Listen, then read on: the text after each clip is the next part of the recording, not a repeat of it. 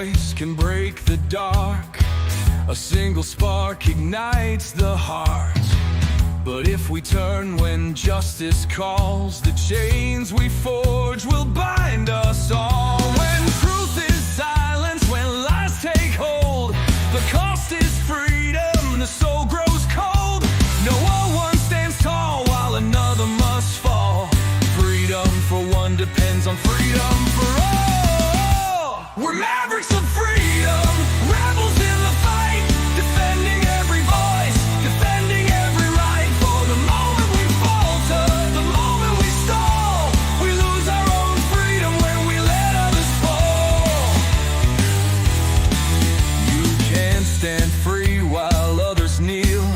When justice fades, it's freedom they steal. An innocent condemned, a crime unspoken, and with it the bond of liberty is broken. No tyrant rules without our consent. Oppression thrives where silence is spent. Stand for the weak, the silence the small, or freedom will crumble for us all. We're mavericks of freedom, guardians of the light, fighting for the truth, for what is just and right. For the rights of one are the rights of all. We rise or we fall by answering the call. Even those we may oppose deserve the rights we all uphold. For if we deny them what is fair, we build our own prison in despair. The fight's not easy, it never will be, but justice for one is the key to be free. We stand as mavericks, together we strive, defending the rights that keep freedom alive. We're mavericks of freedom, rebels in the fight, upholding every truth, protecting every right. When one is oppressed, we're all in the thrall. Freedom for one depends on freedom for all. So take a stand, let your courage rise. Defend the truth, don't compromise. For the soul of the world, the writing's on the wall. Freedom for one depends on freedom for all.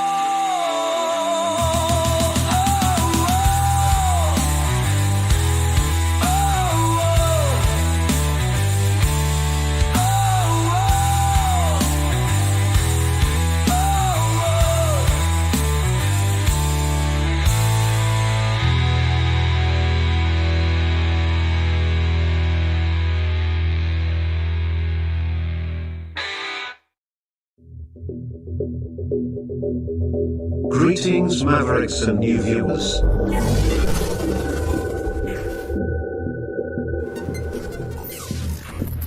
Tonight, direct and live from the Maverick News Network World Studios. This is Maverick News with Rick Walker.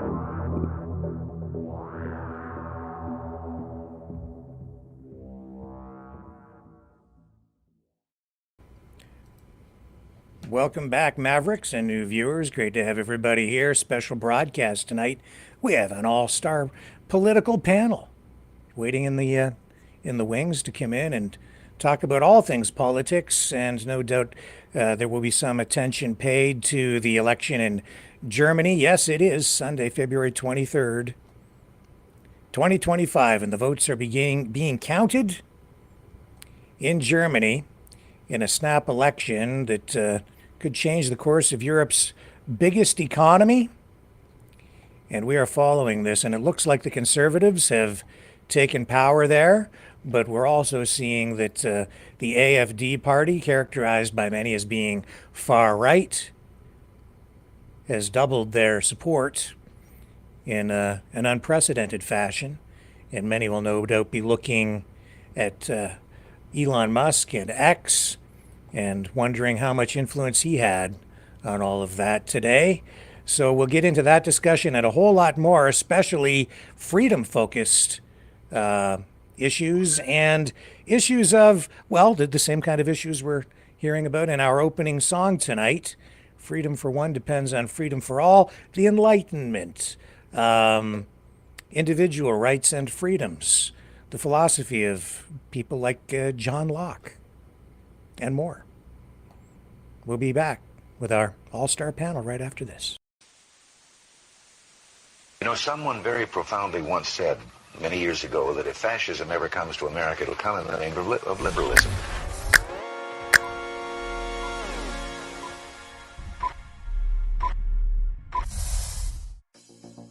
Well, I think it's time we ask ourselves if we still know the freedoms that were intended for us by the Founding Fathers. If we lose freedom here, there's no place to escape to. This is the last stand on earth. The entire world is watching. Every dictator, every crazy dictator in the world is watching.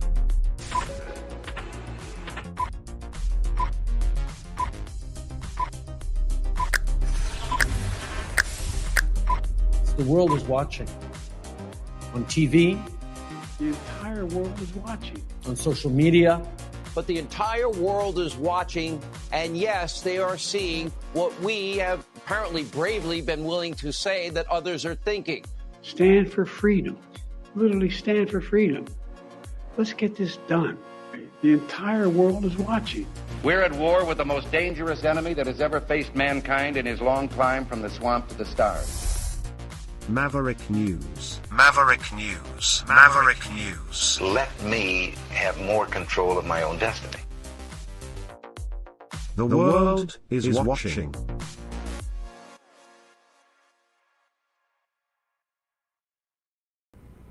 Okay, folks, let's bring in our panel for tonight. There's Charles and Jack, and here's John. Hello, gentlemen. Welcome back to the program for your encore performance tonight. It's been a while. Great to have everybody here. Let's go around the horn first of all, and just get you to introduce yourselves again. So let's start with you, Jack. Well, I'm the same person I was before. Only, to be honest, I have a distinct fear, I think, of what's taking place in Canada right now. With my background as an owner-operator and a freedom fighter for the last number of years, watching what's taking place with Mark Carney and the Ford election in Ontario has got me worried. So I still work. I run a crane. I'm out in the world every day. I talk to people all the time. People are worried. People don't know where we're going. Okay, Jack McLellan and John, you go ahead and tell people who you are. Well, Jack, thank you for having us. It's a pleasure to be back on the show. Who am I? I'm just an average Canadian trying to find a way through. I grew up in the greatest generation of rock and roll, where life was good. You worked hard, you got somewhere, you had a future to look forward to. When I graduated, I had 3 jobs waiting for me upon graduation. I look at my grandchildren today and I think to myself, where are they going to be? Like, what is going on here? Like, how is our freedoms moving forward? It's tough. I've been an entrepreneur. I've worked for national corporations, small corporations. I've traveled the world, so I've got a little bit of insight to how things are going on. But I'll tell you this: every time I came back and I landed in Canada, I felt like I was at home because this is the most wonderful country in the world. Yeah, and Charles Fichtner. I'm a former public servant, retired a long time ago. Remember saying to my boss at the time, Bill, I'm 42, I've got lots of years left to contribute and none left to waste, and left the public service as a result. I did a little bit of consulting work with government after that, but primarily my focus since then has been looking at where our governments have abandoned the principles upon which our society was founded. And what brought John, Jack, and myself together was an attempt to build on a book that I had written but never published called Lost Principles of Our Civil Heritage. And that has led the 3 of us to collaborate in trying to get Canadians to discuss those principles. under which are presented on the website ourprinciples.ca. So the focus here is trying to make this a better and more principled country, where the rights of all persons are respected, and the duties of government are understood and acted upon by government, making governments accountable to the people. So that's largely what we're here to talk about tonight, and then all of the issues that are current, intertwining with that. And I have to say, Donald Trump 1.0, I was sort of okay with it. Donald Trump 2.0 in the first month, I'm very disappointed in. I don't feel like he's living up to the ideals of the principles that we've spoken about before during your previous appearance on the program, or the principles that you lay out through your website and your work here. But I'm very interested in getting your take on it, because something feels very different about everything going on in the White House this time. Can we start there tonight and just get some thoughts about where we're at after 1 month of Donald Trump 2.0 from you gentlemen? Who wants to start? Everybody's laughing. For me, that's like throwing a football into the arena and saying, "Let's go get it." There it is. I mean, it's just he sucks the oxygen not out of the room, but the whole world. This guy. So what else is there to talk about? It's all Trump all the time, 24/7 on all channels. So have at it. Well, I think if you look at the results, I mean, Elon Musk and his big balls group, or what one guy calls himself, have come up with $55 billion in 31 days or whatever it was, and they're going to give a $5,000 tax break back to every taxpayer.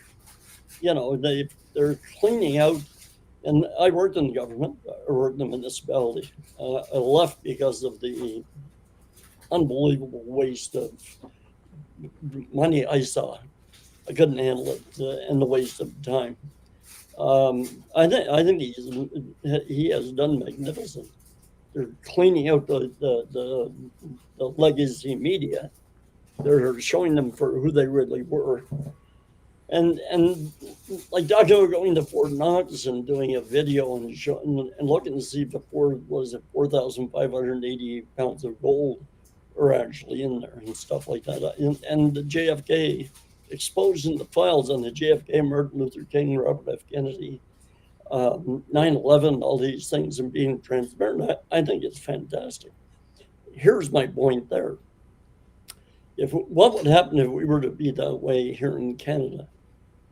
Because truthfully, since 1971, I believe that Canada is in worse shape than the U.S. has ever been.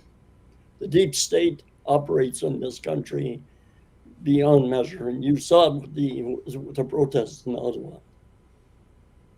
Right? That's where it really came to, well, you had the FLQ crisis, you had the Rennie Levesque thing, you had all kinds of signs before this, but really I think the truckers' protests in Ottawa brought to the forefront just how corrupt and how deep state operates in this country. That's enough said. Okay. Well, Jack, I'm gonna jump in and help you out here. I think there's a time in all politics and life that change has to be in the wind. And I think what we're seeing right now is a change in the wind. We're seeing it, and it was all started by those wonderful truckers, the Freedom Convoy. They brought a lot of it to attention. And what we're seeing in Europe, the German election right now is a good example, but we're seeing more than half of the EU countries have all moved from left to right. So it's very clear that Trump is one of those spearheads that is pushing a lot of this forward.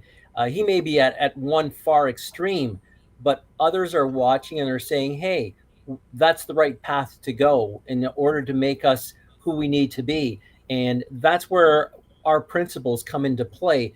because when you look at the principles and you look at the duties of government, that's a lot of what Trump is doing. What are the duties of government? People think that, oh, it's just governing people, putting legislation. It's more than that.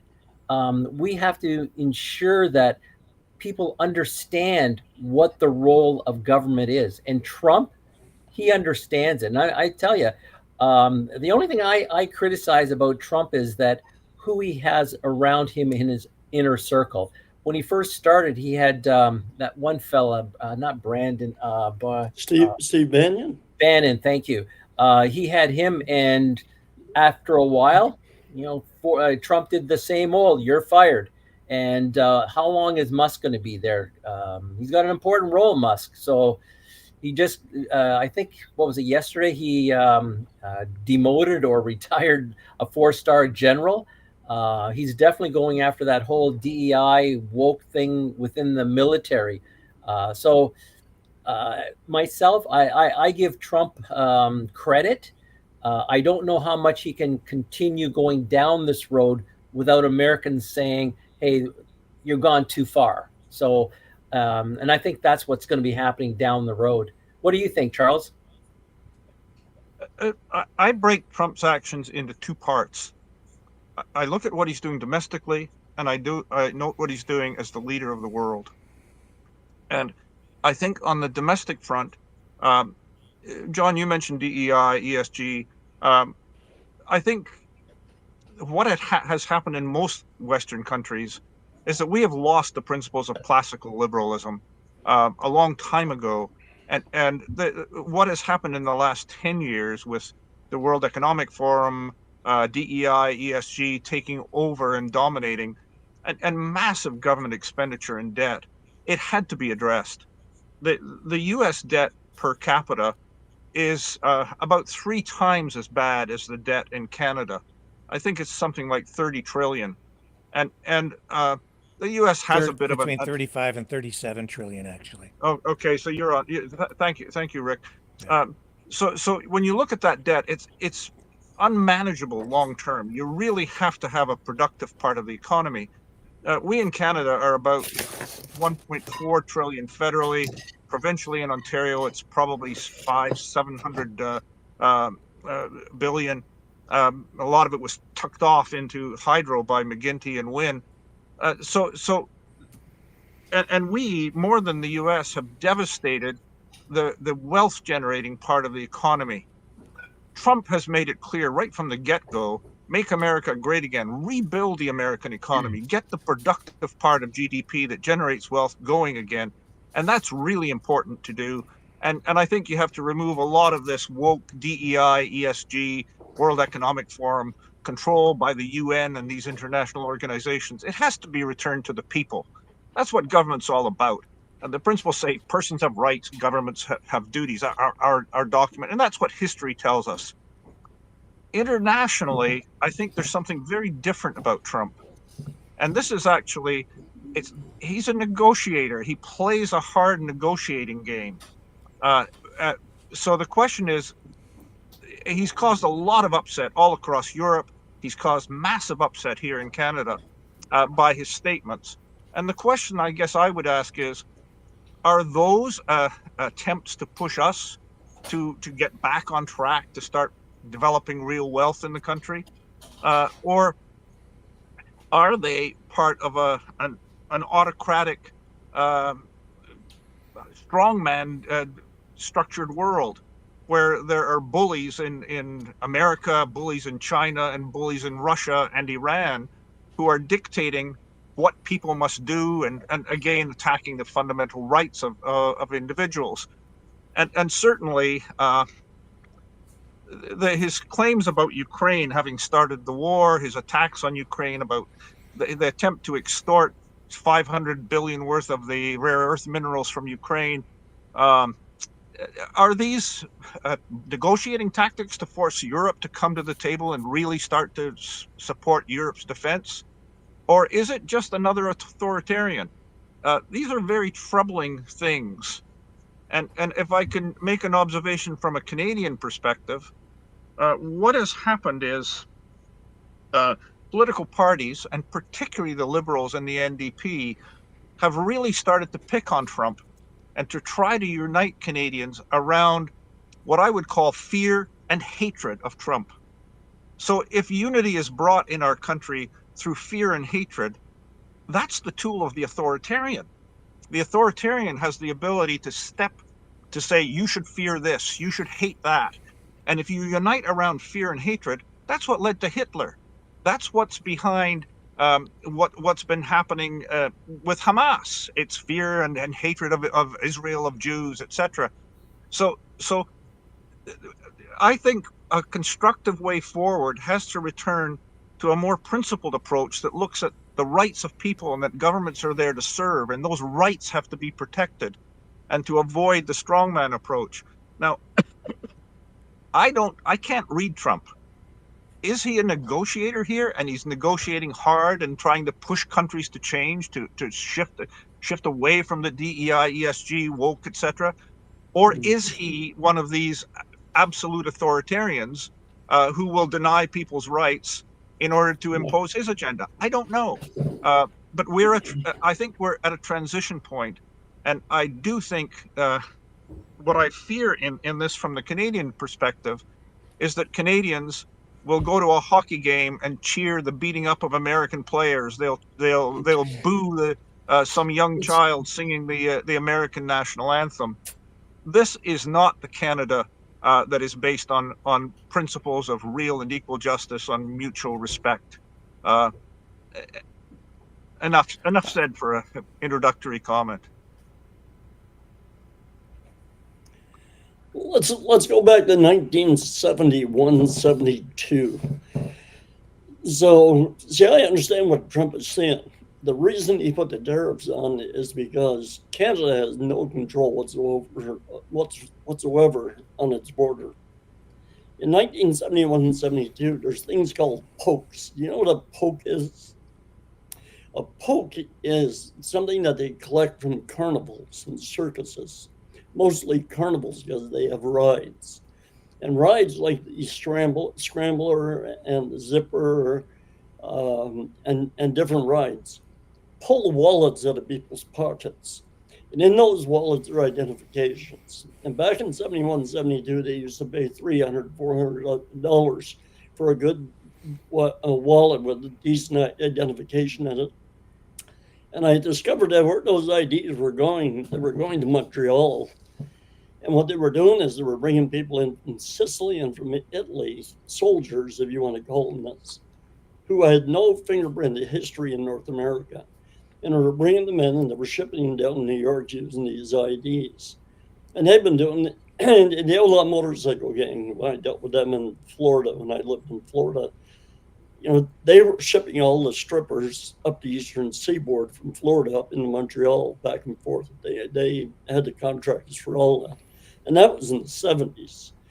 And that stuff's been going on. They've been transporting people and drugs down the laneway and from Canada into the U.S. If I had been Trump, I would have doubled the tariffs. And I'm sorry, I know, Charles, your son is affected by the tariffs, but I'd have driven them up to 50 or 70% because Canadians are asleep. The vast majority of Canadians. Can I ask you a question, Jack? Go ahead. Are we responsible for our border? Of course we are. So are the Americans responsible for their border? Of course they are. But so why is it that we're responsible for anything flowing from Canada into the United States, but we're also responsible for everything flowing from the United States into Canada? So we're responsible for the border both ways, and they're not? Well, what flows from the U.S. into Canada, other than some guns? Guns, drugs, drugs. A lot of the precursors for that fentanyl come from the United States into Canada, and very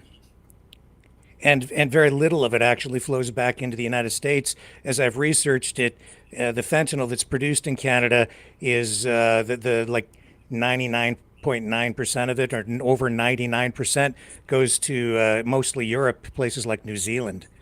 And it's the smuggling comes from the U.S. largely into Canada, or from China into Canada, and then back out over into European markets. And it doesn't make any sense for those involved in the drug trade to then ship it back over to the U.S. side, because you're doubling your risk at the border when you do that. All of this talk about Chinese fentanyl, I've seen it go from, it's a bit of a problem now. I'm seeing the propaganda, which mirrors the same propaganda that he's using down with Mexico right now. But now the majority of the fentanyl suddenly is coming from Canada into the United States over the Rocky Mountains, apparently. So I'm seeing a lot of propaganda that way. And the designation of these Mexican drug cartels, which I was covering all the way back in the 1990s when I worked at CTV. I know a lot about that.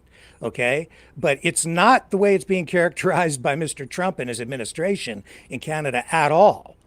And what they are doing right now, though, is they're ramping up this information war to convince, and with the threat and fear, Charles, of the tariffs, they're using fear and the implications of those on the Canadian economy by holding that economic gun to our heads. They're convincing our politicians to just say whatever it is they want to say. So it's like, you're going to designate these Mexican drug cartels as terrorist organizations, which frankly is a trap, because now that justifies anything that he basically wants to do. If he wants to send up and use military force of any kind here, he will be justified in doing it, because he'll do it under the guise of national security. And he's doing the same thing down in the U.S. by designating drug cartels as terrorist groups. He's stationing troops down there, and that's why the president of Mexico is worried also about their sovereignty.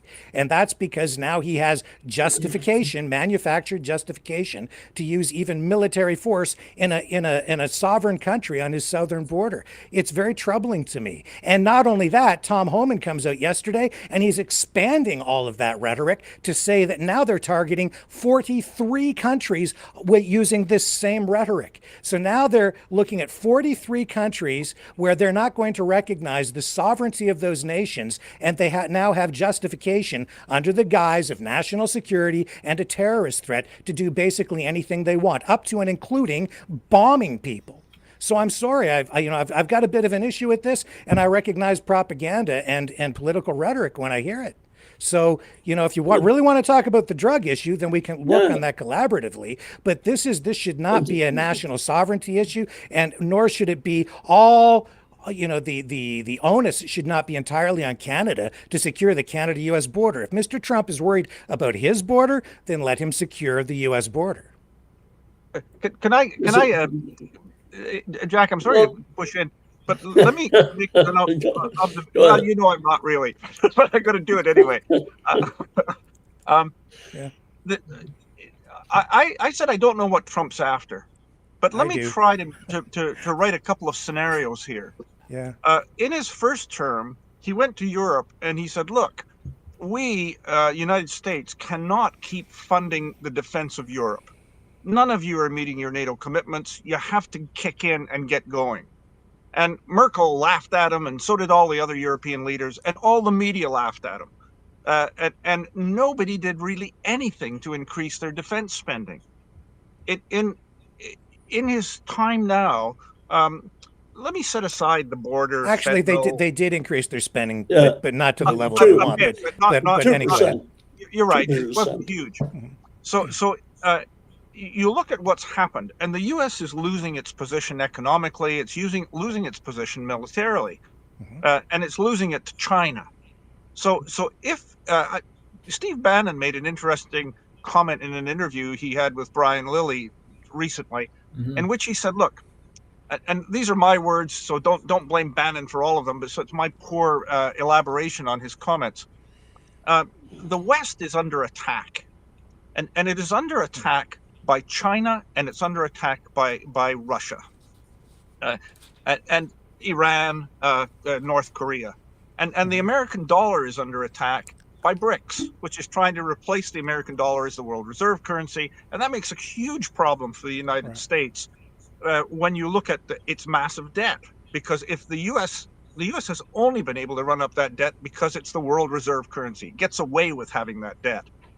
So he has been trying consistently to reinvigorate the wealth generating capacity of the United States. And he looks now, and in addition to his comments about fentanyl and the border, and he's also clearly mentioned Russia and China coming in at us and from the north.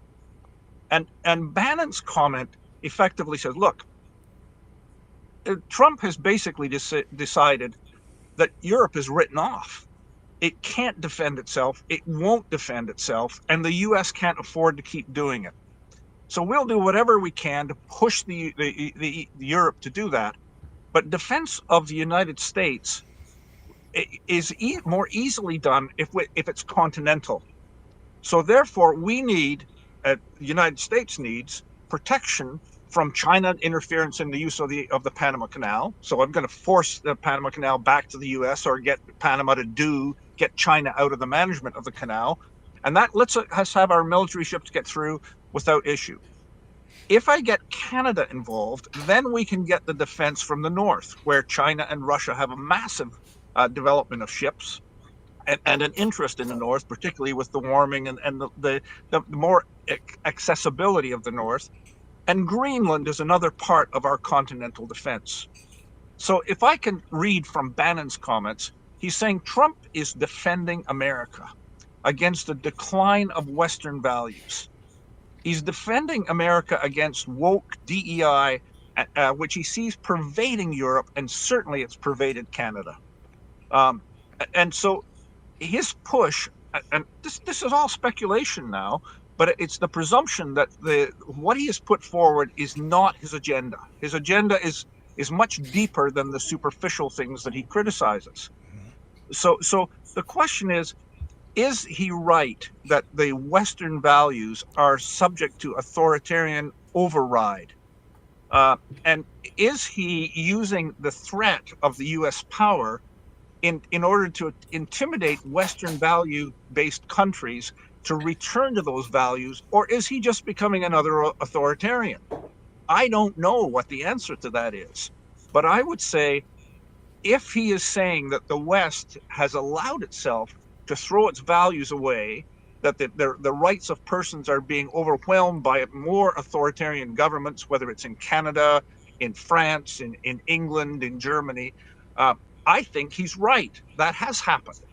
And there's a need somehow to rebuild and restore the principles upon which the West was founded, which means we work hard, we produce things, we have some capacity.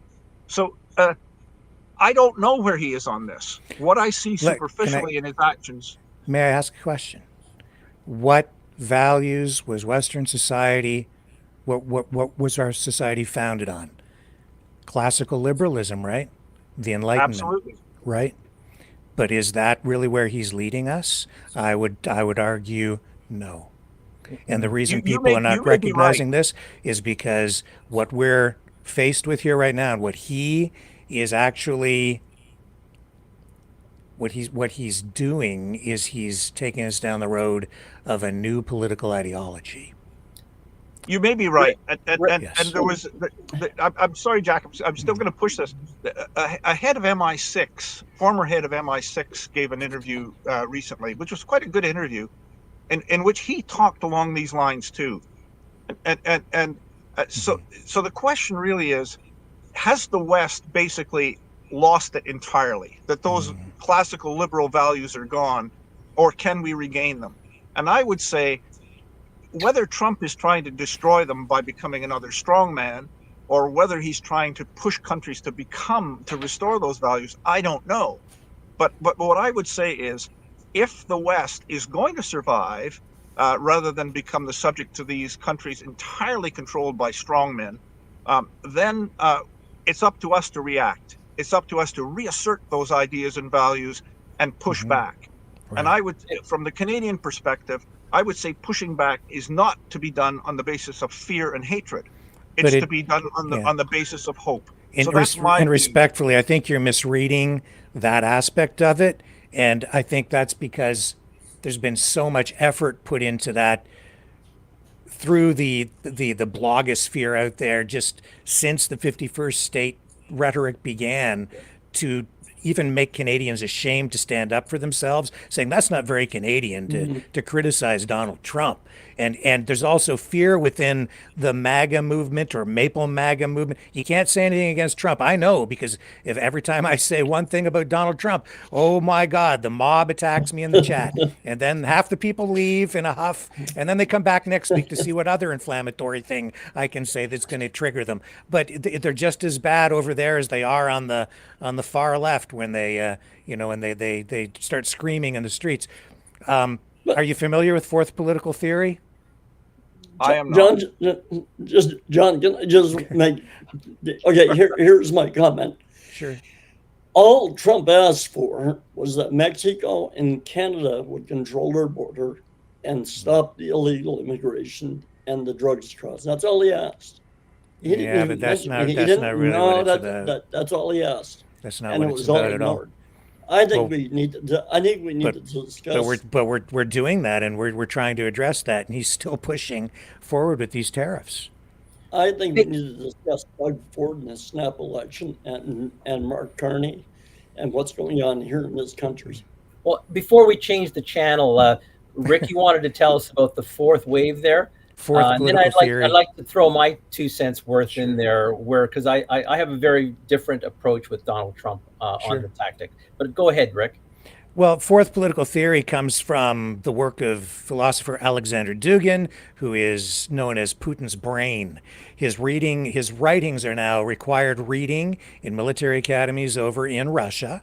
Steve bounding Trump, and they've been over to Russia even to meet with Dugin, and Dugin has actually come over here as well. And he went on a tour even and Dugin met with some influential sort of conservative / right-wing influencers here in North America. A few years ago, they've been promoting this idea of fourth political theory. What it is Dugin believes that classical liberalism is doomed to fail, that it will self-destruct, that over time it becomes, in his view, progressive, woke, and then it self-destructs. And so it has to be defeated. Basically at any cost. And so fourth political theory combines communism and fascism with the objective of defeating liberalism, and that is the fourth political theory or the fourth political wave. You had three, and now you have this new fourth political theory that emerges from the combination of communism and fascism, which is a new form of socialism, but it is at its very core authoritarian. But it is also a philosophy or an ideology that embraces very orthodox, traditional cultural views. And so this war against liberalism that has been launched really by Russia and has been adopted in large part ideologically by the MAGA movement and other right-wing political parties globally, this movement is, I kind of lost my train of thought there, but it's if I can jump in, Rick. It's being fought on the culture war front, but the true objective ideologically and is also it brings forth a new worldview, which, Charles, you're quite right about. It's to divide the world up into new hemispheres of global or of dominance, dominated by the major powers, the United States, Russia. Originally, Dugin viewed the two major powers, Russia and the United States, but now also sees China, because they've emerged as a great power to rival the U.S., giving them their sphere of influence and their geographic area as well. So this is really what we're moving toward, and that's why you're seeing, and Dugin even says that they have an ally in the MAGA movement and Donald Trump in the United States. And so if you start to view things through that lens, it really starts to make sense, all of the actions that are taking place now. Rick, with that, since the Bolshevik revolution, communism, socialism, fascism, they've been all going at the world of capitalism. They've wanted to put an end to it from day one. So whether it's the third, the fourth, the fifth, they'll all have the same agenda. Why? Because history repeats itself over and over again. But with Trump, I think what people don't understand is that Trump is not a high scholar. That's not Trump. Trump is a phenomenal negotiator. He knows what he wants and he works at getting it. And what he's doing right now, he has the power behind him to throw all kinds of stones out there, to throw anything out there, and whatever sticks to the wall, he's gonna use it for his benefit. But you have to remember who's supporting him in the United States. There's a lot of different groups. They've got unions that are supporting him. They've got the Christians that are supporting him. They've got the Jews that are supporting him. There's a lot of different groups. The average American supports him. So he's looking at all the key points as a real good. Let me ask you, do you play poker, Rick? Only when I really want to lose a lot of money. Well, that's what we should be sending to Washington. Not politicians, but people who know how to play poker. And they know what cards to keep and what cards to get rid of. The people we have going down there, they want to get rid of all the cards and hope for the best that, well, we're going to get something better out of the deal. That's not how you play a guy like Trump. Trump respects competition. He respects authority. He respects power. We are not showing that. We're showing a leader who is going to be out in the next month. We show a leader that is sort of floundering all over the place. We show a lot of disunion within the country. We can't seem to get our act together.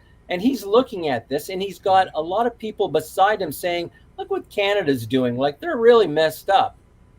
And that's what we're not paying attention to. He can tell us everything and anything, and we will tremble, because, and rightfully so. And I agree with what Charles said. You know, we shouldn't be booing the American anthem. We should show respect for it. We shouldn't be booing things that they're doing in the U.S. and so forth. We shouldn't be criticizing them. What we should do is raise ourselves higher, and the people themselves will see that, and the word will get back to Trump that don't bully the Canadians. That's what I believe. The question is, how do we rebuild a Canada that's worth having? And Trump sees Canada as a country with no strength. We have no options for getting our oil and gas to the coast because the Liberal government blocked it. We're selling our oil at a 20% discount to the United States. It's all refined in the United States. It's not refined here. Much of it is sent back here. So the country has under the Trudeau has basically devastated our ability to respond in any forceful way economically. So we can only do it through rhetoric. So what do we hear? Last week, Trudeau comes out and says, well, we're going to build a high-speed rail link between Quebec City and Toronto. That's going to cost hundreds of billions of dollars to implement. And will that really be what gives us the ability to respond, to give us some capacity to produce our own goods, to generate wealth? The authoritarian tendency is there. Carney is saying, well, I'm going to get rid of the carbon tax, but I'm going to put a tax on everything that comes into Canada from countries that don't have a carbon tax. And so Canadian consumers will pay more. So when you look at this, that is not part of a strategy that says, how do we make Canada a strong, independent country with a capacity to respond to external threats?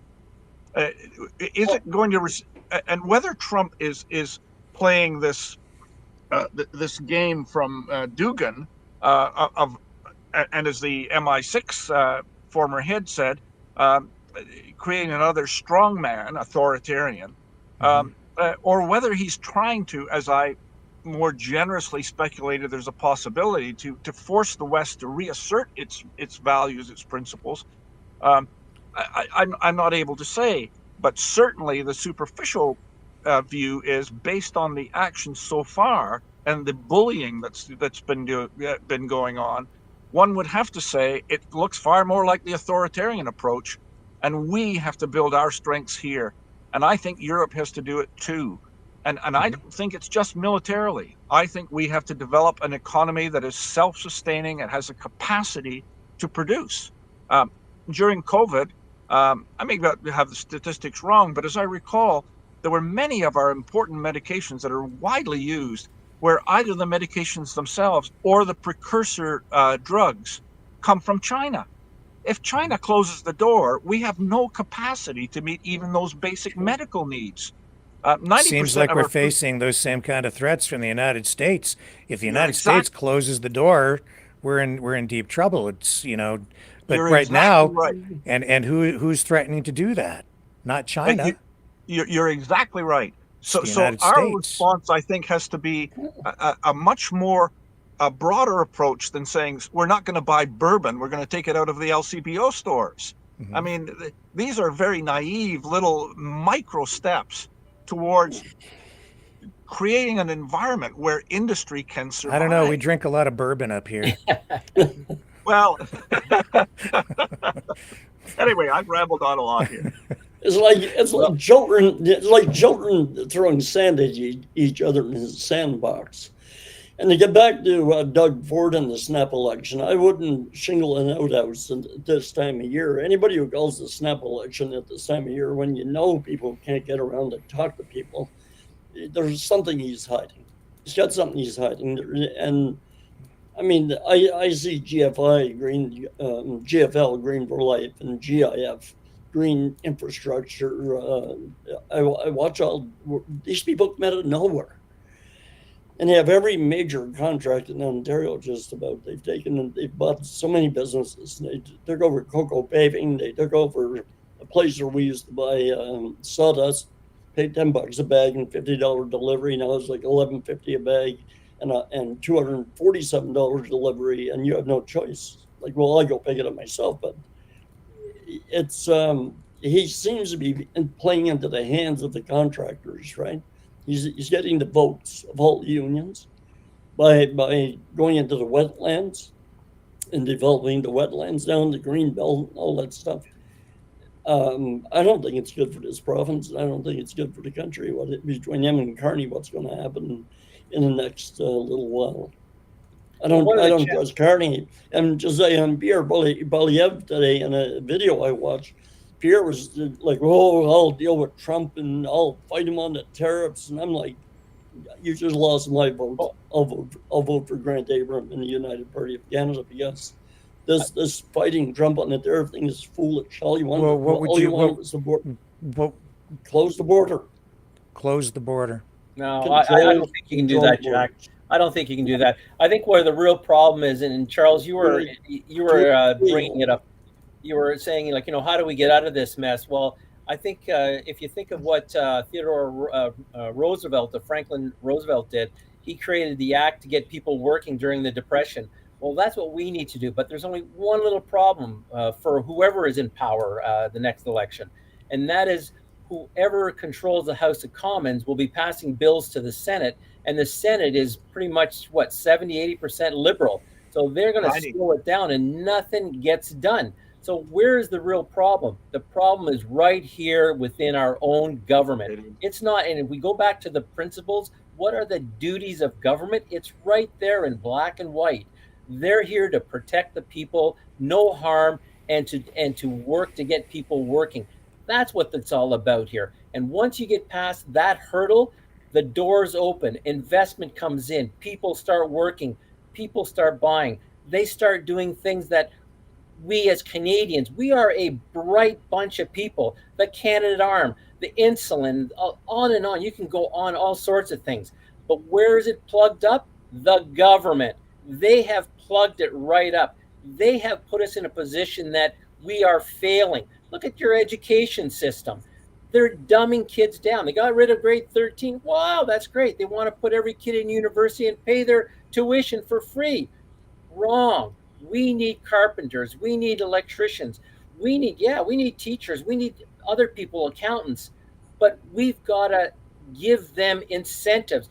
We've got to make sure that when they start junior kindergarten, they can start doing the alphabet. I was in China and I was staying at a hotel where there was a private school.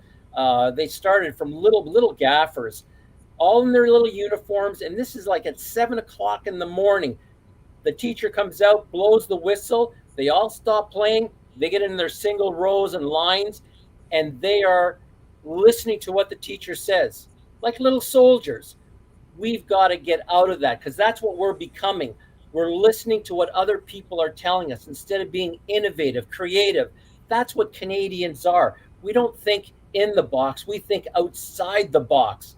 That's what we've come to be. But going this liberalism down in this woke system, we're losing all that. We cannot go down that path. Trump knows it. He sees what's happening in the US. Unfortunately, Canadians, I'm in a little town where they just hired a DEI manager. I'm shaking my head. Why would you spend $200,000 on a DEI manager when the world's getting rid of them?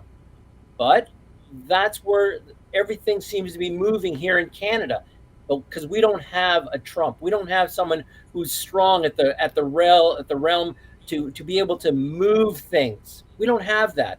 Yes, Polyev or this or that or whoever, but it's the system that will bog everything down. So that's where we are. We can get people working. We have money. We have investment. We have one of the richest, wealthiest, filthiest countries in the world. So why are we in this predicament? Foreign investment has almost vanished from Canada. Yep. Massive amounts of money have left the country. And the OECD has said that Canada is going to be, for the next 30 years, last in the GDP per capita development. So we've created a condition that doesn't encourage wealth. And if you look at the GDP numbers, and people will say, well, if you look at it overall, the GDP per capita is flat. But if you actually look at it in terms of real productivity, it's dropped actually slightly. But the question, what you have to do is break GDP down into two parts. There's part of GDP that's wealth generating, and there's part of GDP that's wealth consuming. I was a public servant my whole life, my working life. I consumed wealth. Everything I was paid came from taxpayers who paid the government who paid me, or from debt. And if you look since COVID, the percentage of our GDP of the new GDP that has come from government has dramatically increased. It's more than half. So in order to fund the government section, half of it, you'd have to tax the private sector, wealth generating part, 100% of their income in order to pay the salaries of the public servants. That's the destruction of a country. And if you look at what Carney is talking about, he's saying, well, we'll impose a tax on imports and we'll develop some kind of a COVID subsidy program for those who are harmed. That's more dependence on government. That is not generating the capacity to generate wealth. And if we don't have the capacity to generate wealth, there's no way out of this mess. That's why I would argue we really need a much deeper look at a strategy that really says, how do we create wealth? How do we get rid of this notion which basically said, well, let's globalize and we'll do all the thinking because we're smart, and we'll get all the stuff made in India and China because they're not smart. They'll just be cheap labor. What a crazy idea that was. And we now have thrown away years, decades of time in which we have trained the people to actually generate wealth. And we've created rules, regulations, federally, provincially, municipally, that go against productive business, that make it really hard to have a business that generates wealth.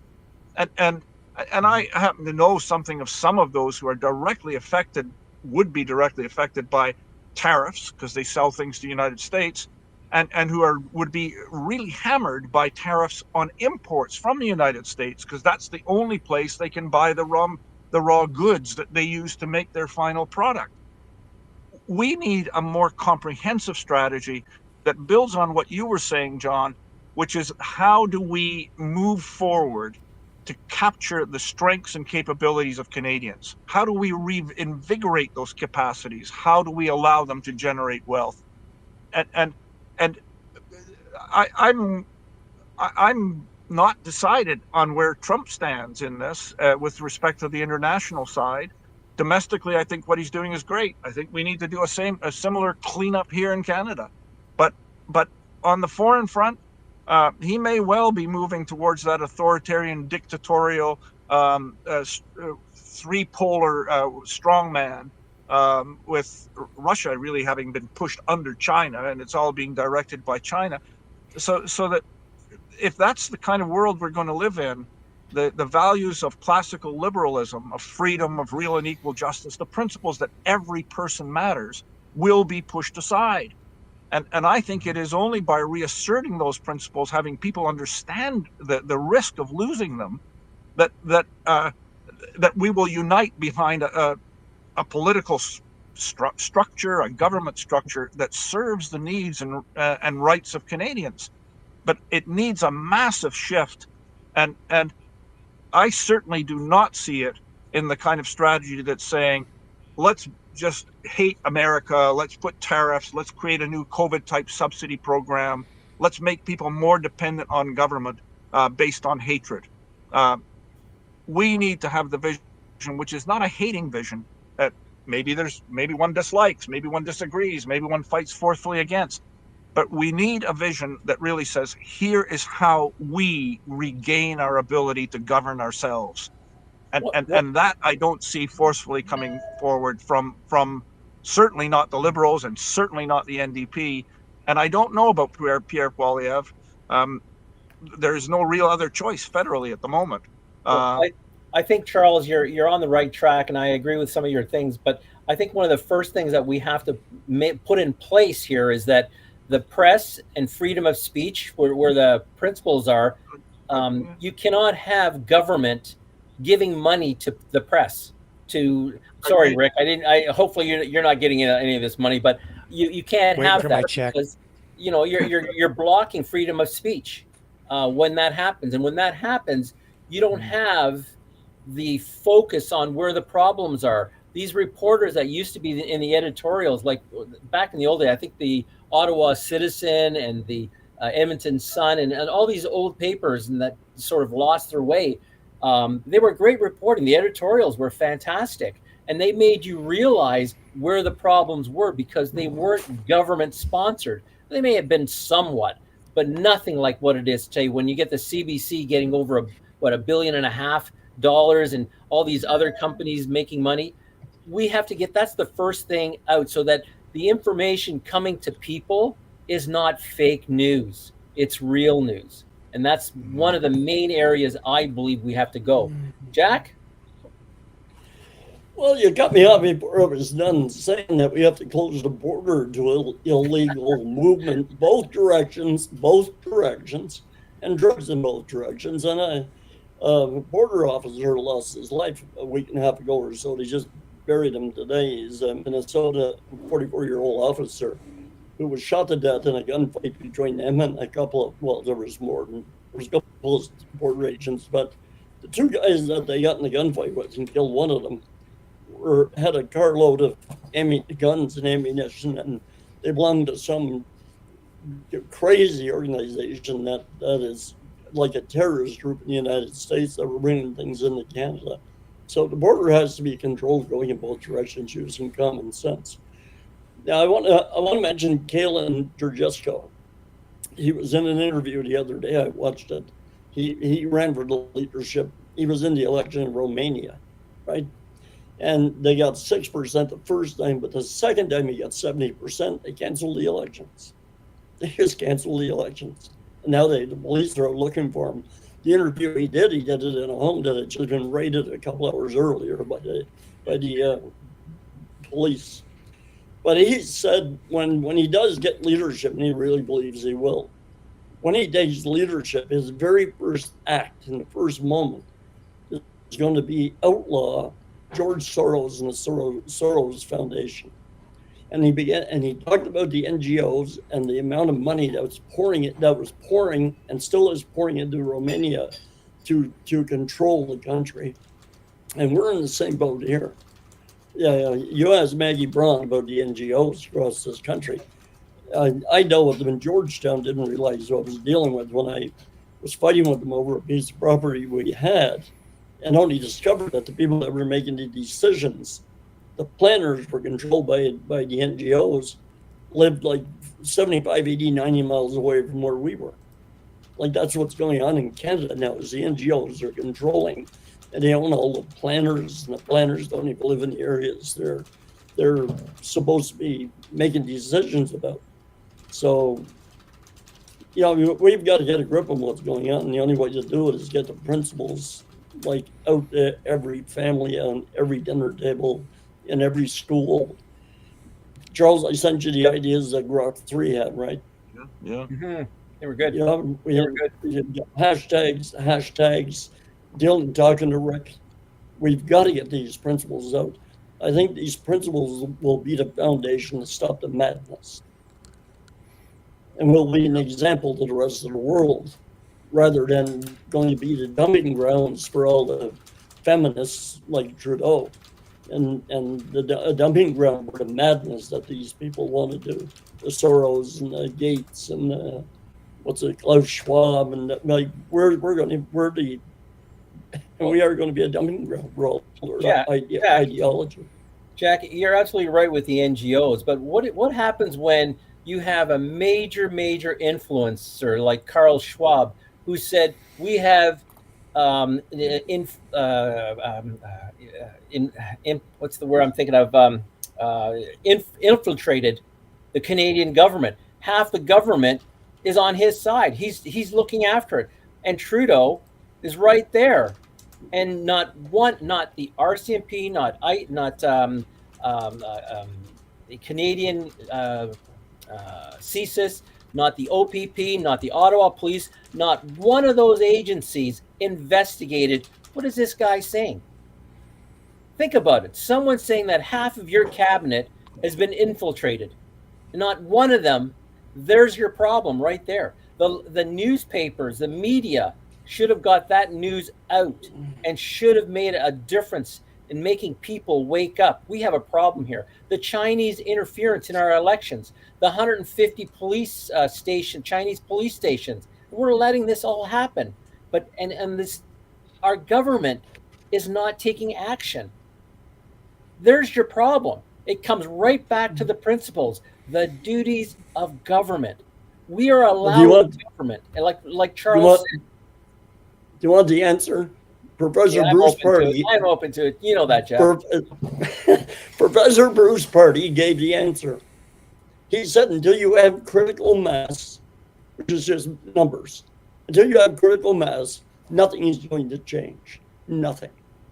And I'm going to disagree with you, Jack, on this one. I'm going to disagree with you. We're the ones that are going to try to get the mass numbers by introducing them to the principles to get them educated, made aware of what leaders should live up to. Jack, I'm going to disagree with you because there's three guys here, Charles, Jack, and John, that are the spark. And we've got now Rick over there. He's asked us to come back because he sees something in what we're doing. And I'm telling you, the principles, I have talked to hundreds and hundreds of people right now, and I haven't got one negative response from them. So there's something in what we're saying that is making people think. If it can turn into a grassroots movement, it'll grow. And when it grows, that's where you're coming in now, Jack, with the masses. But it takes people like us. Right, Charles? You're both agreeing. Because Bruce says you need the critical mass, and you're saying we can develop the critical mass. Yes. The question is, how do we develop the critical mass? And I'd like to put a question to you, Rick, because you've been trying to do this for quite some time. You're trying to stimulate discussion, get broad thought. I don't know how big an audience you have, and I don't know how effective the audience is in conveying the message beyond those who watch. But I think that the real question is, how does one develop that critical mass of understanding of the simple fact that we have rights and that government's duty is to serve and support and us, that persons have rights and governments have duties, and that they're failing to do that by becoming increasingly authoritarian. What is your view on this?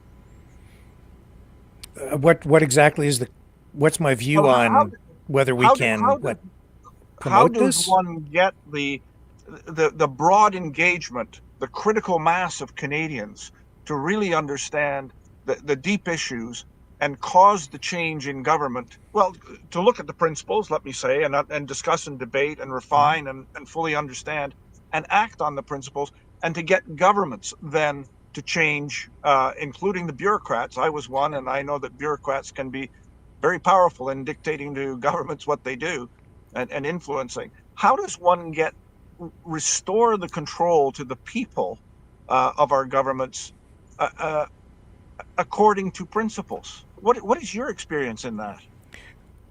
My experience is that we're in an unprecedented time, and I don't know if we will be able to or not, but that's why I sit in this chair every night for exactly those reasons, because I do believe in classical liberalism, not like Trudeau Liberal Party liberalism or wokeism, but the principles of individual rights and freedoms, property rights, rule of law, those principles. I strongly believe in those and hold those dear. That's what Western society was founded on. But right now, we are in a new age, a digital age, not just a social media age where people have still not been able to catch up and become literate enough in social media to recognize what's real, what isn't real. Now we're getting to the realm of artificial intelligence, where entire new realities are being created online. You could concoct an entire war and convince people that it's real when it's just basically a digital movie that people are watching online that isn't even true. It could be completely false. The war might not even exist. It's that sophisticated now. So that being said, I'm deeply concerned, Jack, about things like the election in Romania, which the information we're receiving here from at least one side says that it was a free and fair election and that it's just been overruled. And yet I'm also seeing on the other side extreme concerns about election interference, foreign election interference, fraud, voter intimidation, online manipulation of people through information warfare. And these are the most powerful things, what's going on online using propaganda, artificial intelligence, psyops, like full-scale, full-blown psyops to convince people of things and manipulate people's opinions on politics. These are real issues, and this comes back to the whole issue of free speech, where Elon Musk says that he's a free speech absolutist, and he is not. And Steve Bannon has even echoed that in an interview he just did on GB, which out of Great Britain, a couple of weeks ago, where he says Elon Musk is not a free speech absolutist. Now, his platform has become something of an information cesspool, in my view, where it's just like truth and not truth, and it's just like it's a free-for-all, Wild West, anything goes kind of platform. But he controls the algorithms, and he is able to manipulate those algorithms in ways that we're not really privy to. We don't know how he's doing it. He's exerting his influence politically, globally now, using what even he says is the most powerful news platform on the planet. He controls all of that. So it's not just about what's seen or said, it's about what's not seen and what isn't said. It's about how much reach you get. Yeah, he might allow you to put something up on X, but it might not get any reach. And the things that he wants people to see, he amplifies all of that. And I see the information bubble I'm in, and I get bombarded with the stuff that echoes to me, or at least the stuff he wants me to see. So you've got now the richest guy in the world, and this is really where I'm disappointed in what's going on with Trump too. You talk about free speech, you talk about Elon Musk, who has been given control over this social media platform. He spent $270 million to influence the U.S. election, and to the point where he's actually in the White House controlling now a new government agency set up by the guy that he gave $270 million to. And I'm sure Trump doesn't want anything for that, right? Or Musk doesn't want anything for that, except that he's in there and he's running this agency where he can actually shut down his competitors, where he has this massive conflict of interest because he is one of the biggest, if not the biggest recipient of government grants of all the corporate entities out there. This guy is reliant entirely on carbon tax credits, grants, subsidies, tax breaks to the tune of billions of dollars. And he's the guy in there making these decisions about what programs get shut down, which companies he goes after. And then you talk about free speech. Trump, yeah, okay, he signs an executive order and then declares that censorship online is gone. But then what does he turn around and do? He goes after CBS News with a $10 billion lawsuit because he doesn't like the way that Kamala Harris's interview on, was it 60 Minutes? The way it was edited. All right? And then when I'm reading the transcript from it, it's like, well, there was a shorter version of a clip and then there was a longer version that was played later. And he says that it was fixed. And so a $10 billion lawsuit. More than that, anybody that disagrees with him, anybody that challenges him from the broadcast side, he's threatened to take their broadcast licenses away. And have you noticed how the rhetoric and the tone of all the coverage of Trump has changed since he came back into office? Gee, I think it's pretty apparent why. And then if you do oppose him and you're a journalist, and I'm no big fan of Jim Acosta, I don't like the guy, but then he instantly gets relegated to a late night time slot and then quits because he says, it's pretty obvious to me what's going on. So, as a journalist, even if it's somebody I disagree with, I'm like, you know what? Don't stifle that guy's free speech. Let him speak too. He's got maybe a legitimate counterpoint of view. And that's the underpinnings of a free, liberal, democratic society, is you have to take the good with the bad. You have to understand that there are people out there who disagree with you. But if you allow some guy to sit in the White House with a Sharpie and sign a record number of executive orders and just arbitrarily, unilaterally use authoritarianism to rule by just scribbling his signature on the bottom of a piece of paper and pass new laws faster than anybody can challenge them in court, then that's not democracy. And that's not exercising the will of the people. That's exercising the will of maybe a small group of people or his will. And people don't even know what the hell he's signing on all these documents. Over 400, I think, at last count now. That's not a free society. That's authoritarianism through and through. Would you have preferred that Kamala Harris got the presidency? Jack, at this point, I don't know where this is all going. So, I mean, I'm sitting back and I'm watching this train wreck and people are like cheering for it, but we're not even into the first 100 days yet. But this thing is going to implode. This is not freedom. This is the opposite of freedom. And this is not Trump 1.0. This is something new. This is communofascism, in my view. This is very authoritarian. And you do not, in a free liberal democracy, it is chaotic. It's always chaotic because the government is always under some level of threat from an opposing party.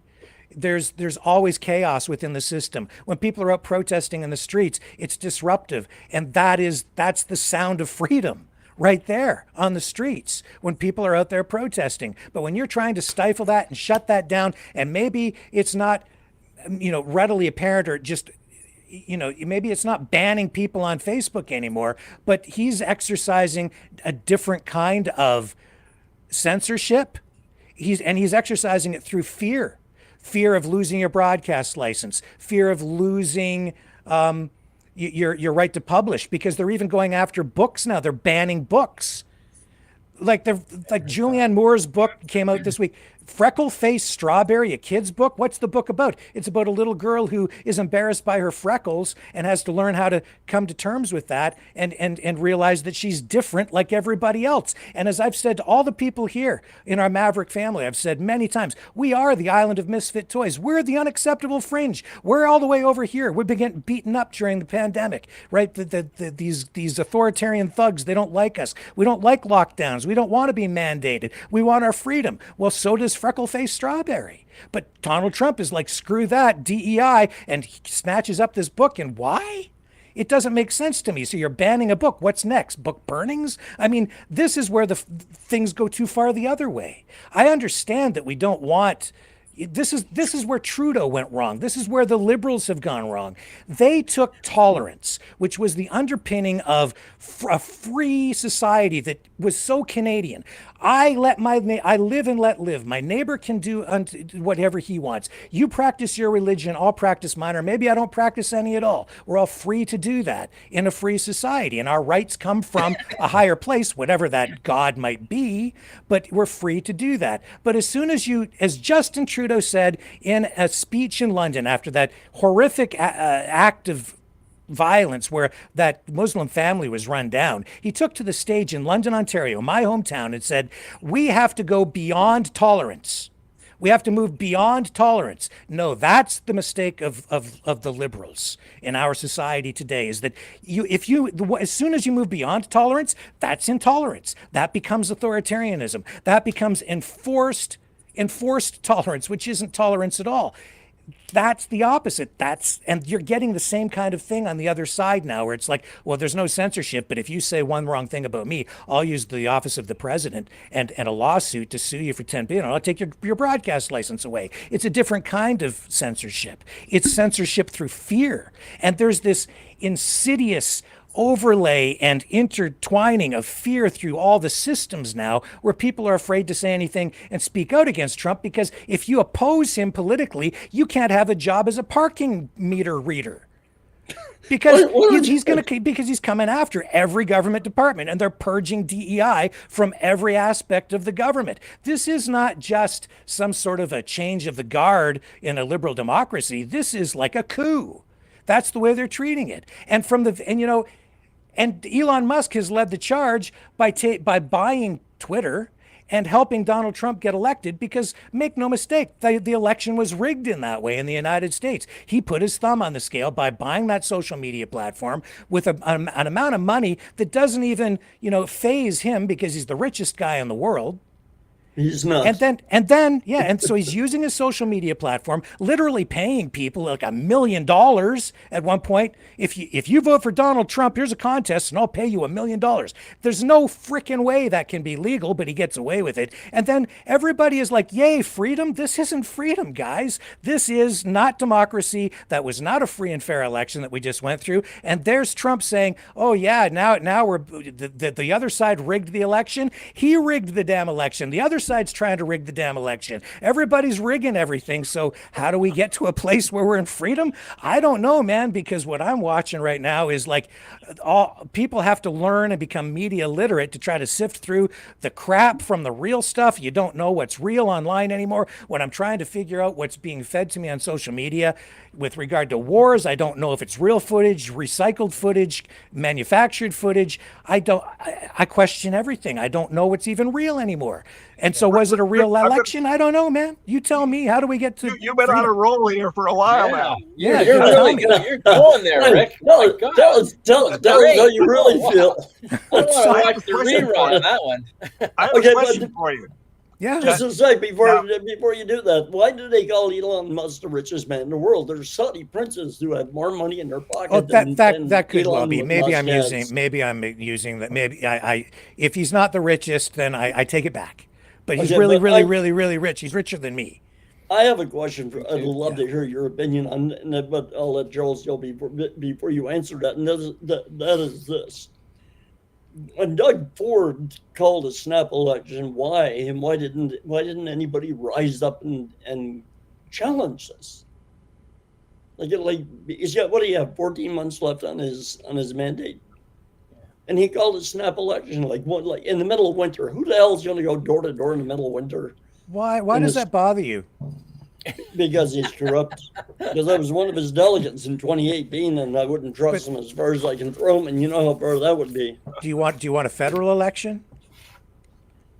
No, and currently, we need a federal election to get rid of Clinton House. So you want a federal election, but you don't want to. This is the thing that I couldn't understand with people. They're like, Ford's, that's bad, but we want one over here. I don't get it. We want an election in Ontario, but we want it in good weather when people have an opportunity to have a fighting chance to present their argument as to why Ford should be removed from office.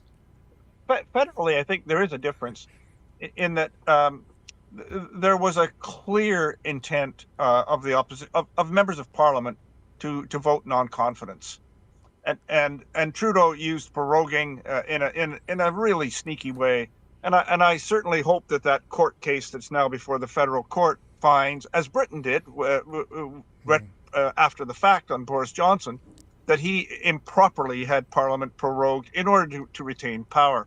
So Ford didn't do that. There really was a call for an election. The Liberals did it as opportunistically as Ford did. Ford has called the election in order to avoid a later time, and he knows the polls may go against him to some degree. He's riding high in the polls. The Liberals postponed the election in order to get a new leader in the hope that they could retain power. So there is a difference there. But the if that was actually the reason why I prorogued Parliament, but I think there's another reason that people don't pick up on. Here, just let me throw something in here. Charles, let me throw something in here that's important. I didn't get to my real question yet. Yeah, but let me throw this in so it helps you with your question. Okay, there was a proposal made to all of us to all join the Liberal Party and to vote for Ruby Dalla as the leader of the Liberal Party, so that Carney wouldn't have the opportunity. Where's Ruby Dalla? Yeah. Today, I guess we all know, and hopefully everyone else all knows, that she was kicked out for some purported question as to whether she had somebody on staff who she shouldn't have had on staff. I mean, absolute rubbish. And when the Liberal Party went from 100,000 members to 400,000 members, and you could have your dog sign up, how many people signed up in that 300,000 who really wanted to undermine the Liberal Party because of their rules? But Rick, I wanted to go back to your very passionate set of comments there, and yeah. I'm wondering if you have made statements like that before on your program, and you had alluded earlier in the conversation that you're getting flack back from some of your audience. Yeah. What I would like to know, because I let me say, I hear you, and I'm not dismissing what you say. I do see the need for massive change in the United States in the way things have been run, the bureaucracy. There is a deep state. There has been a deep state. It affects the courts. It affects all sorts of things. And you've got to clean it out somehow. But maybe he has gone way overboard, and maybe the controls are extreme. But you ain't seen nothing yet. Well, you may be right. But what reaction have you been having when you actually say, look, let's not move from one authoritarian to another authoritarian. Yeah. Let's move back to a more principled way of looking at how our society should be governed. Right. So what kind of reaction have you been having to that? Trump derangement syndrome, but not from the left. It's from the people who are on the other side. They're like, you can't say anything about Trump at all, or they just lose their minds. So that's what it is. And then the mob descends, and I get pummeled in the chat. But it's okay. Have you ever heard this statement? People of integrity expect to be believed, and when they're not, they let time prove them right.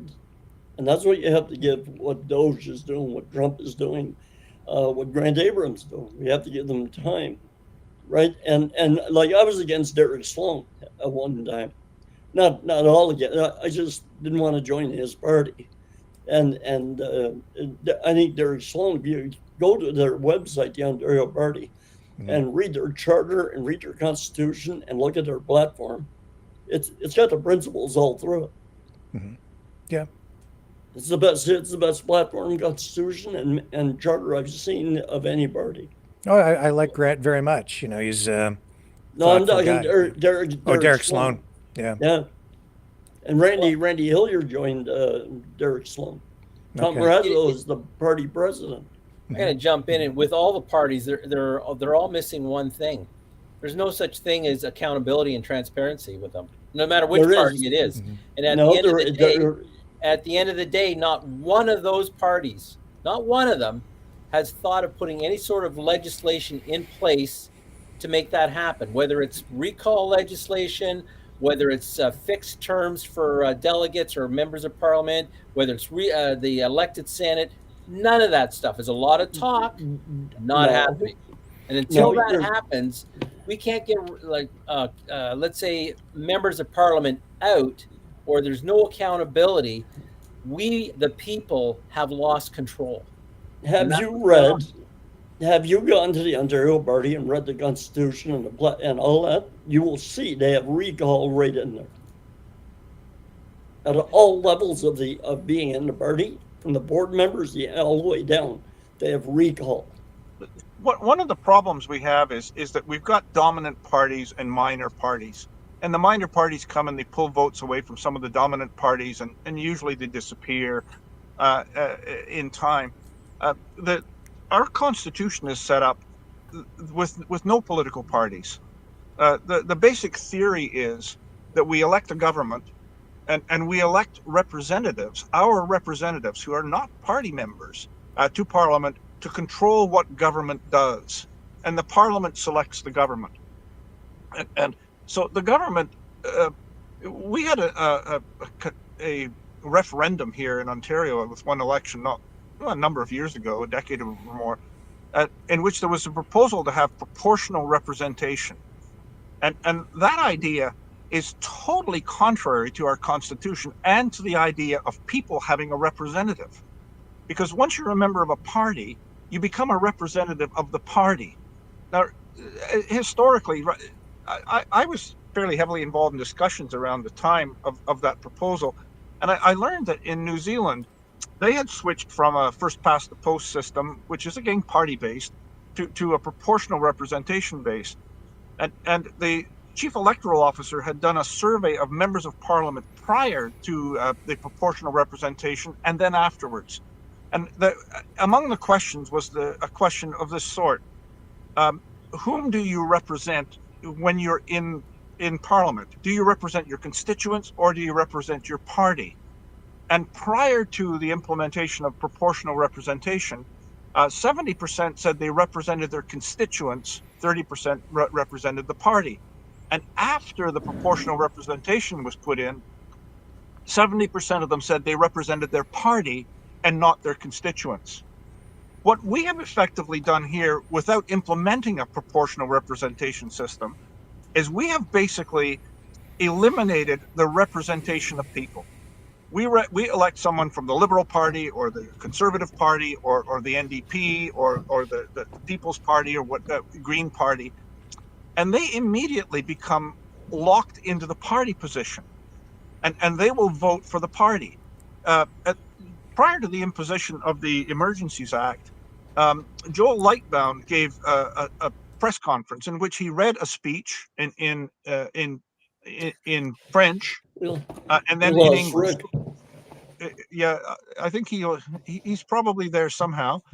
But Lightbound made his presentation, and it was prepared. It was planned. It was well considered. He read the speech in French and he read it in English, and he said the convoy's gone on long enough. They've tried to meet with the government, but people's lives are being disrupted. It's time for it to come to an end. And then he went on to criticize the Liberal government, his party, and he said we didn't listen. And we ran our election during the COVID period on the basis of a strategy that was intended to wedge, divide, and stigmatize Canadians. So he made it very clear where he stood as the representative of his people. But then 2 days later, all Liberals, including Joel Lightbound, voted to impose the Emergencies Act. So we have lost our representatives, our ability to have a representative of the people. And that is a huge problem. Somehow we have to reestablish the notion that people have representatives and that governments are accountable. And there may be some parties who really stand for this, and I will not challenge any party that has that in its constitution. But ultimately, we have to restore the system. We have to restore it so that the people's representatives are there, that they are accountable to the people and not to the political parties in the back room. And so if we switch that back to looking at the principles, persons have rights and governments have duties. And in our Constitution, the theory of the Constitution and the structure of the Constitution is that the members of the legislatures are accountable to the people. There's no political party, but they have been pushed out of that role by the conventions that have been adopted by our parliament. So we need to regain control of our political institutions and get rid of the party control. And certainly proportional representation is the wrong direction to go, because what that would do is it would legitimize that transfer that the parties are represented in parliament. They're not supposed to be parties. They're not supposed to be big businesses. They're not supposed to be industry. No. The people in parliament are representatives of the people, and the people have rights, and the government has duties, and the people's representatives are there to keep them under control. We've got to reestablish that. People have to understand that we have lost that through the control of political parties and the manipulations that they have played in creating conventions in parliament. Rick, Charles, I think you're catching on to what Rick was doing earlier. You know, that he went into a real rant there, and I think it's catchy. I'd be careful, okay? I just wanted to let you know. This is all principle based. I mean, when you look from the principles, we are supposed to have representation. Absolutely. People matter. Governments have duties. And what they have done is they have removed the possibility of accountability. We have this proroguing to avoid them being accountable, even when the majority of the House of Commons has made it clear they want to get rid of the government. They want to vote non-confidence and have an election. And there's no meaningful accountability on this. We saw that. Well, in the court case, last week or the week before, the government effectively was arguing, no, we didn't prorogue Parliament. It was the Governor General who prorogued Parliament. So it's not our responsibility. Leave us alone. Everything's fine. Well, it's not fine. Accountability has disappeared. The people's representatives have been lost. And only by understanding the principles that individuals have rights and governments have duties, not that they have the power, the authoritarian ability to boss us around. They are there to serve us. They are there to protect us. And that's the principles we have to get back to. And I'm sorry for going into the kind of approach that Rick had a little while ago. You saw it in Ottawa as we did with the convoy. We saw that when you have corrupt leaders, the Constitution, the Bill of Rights, and the Charter of Rights have little or no power. Yeah. It's not worth the paper it's written on because you have corrupt individuals. And in 1990, when we did the protests and we met with Lloyd Agsworthy and the Liberal caucus, who was not in power at the time, Mulroney was, after a meeting with the Liberal caucus, one of the members I had mentioned this before, one of the MPs from Assiniboine came outside and ran down the walkway there from the hill to catch up to us and asked if he could talk to me. And him and I walked up by ourselves, and he told me, he said, I'd love to help you guys, he said, because I see what's going on, he said. But if I so much as open my mouth, he said, I lose a clinic, I lose a hospital, I lose 2 schools, and he listed a number of things that his area was being given. Or not if you call it given, but awarded or whatever you want to call it. He said, I lose it all. He said, and we're desperate for those things. He said, so, and it's the same for the whole caucus, he said. The leader that had, like, the party has you under their thumb, period. There was a Liberal, very senior Liberal MP, and his name escapes me for the moment, in Ontario. And he, when he left, he made a statement to say something like, there are 2 MPs in the legislature who are persons of integrity. All the rest are trapped by the system. They all play the game. And I think that's what has become of our parliaments. They no longer represent the constituents. They no longer understand what the constitutional role is.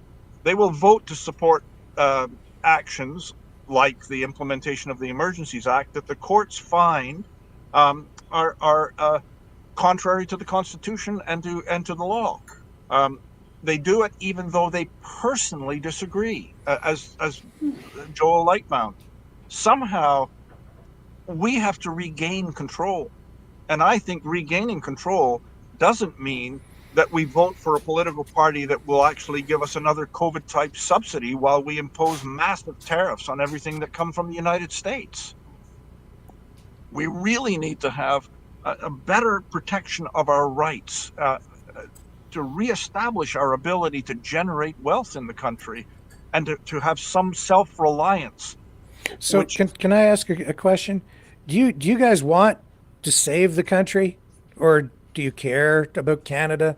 I'm seeing so many people like, yeah, I don't care. Let's join the United States. That's not going to happen. I'm not there. That's not going to happen because they don't want us.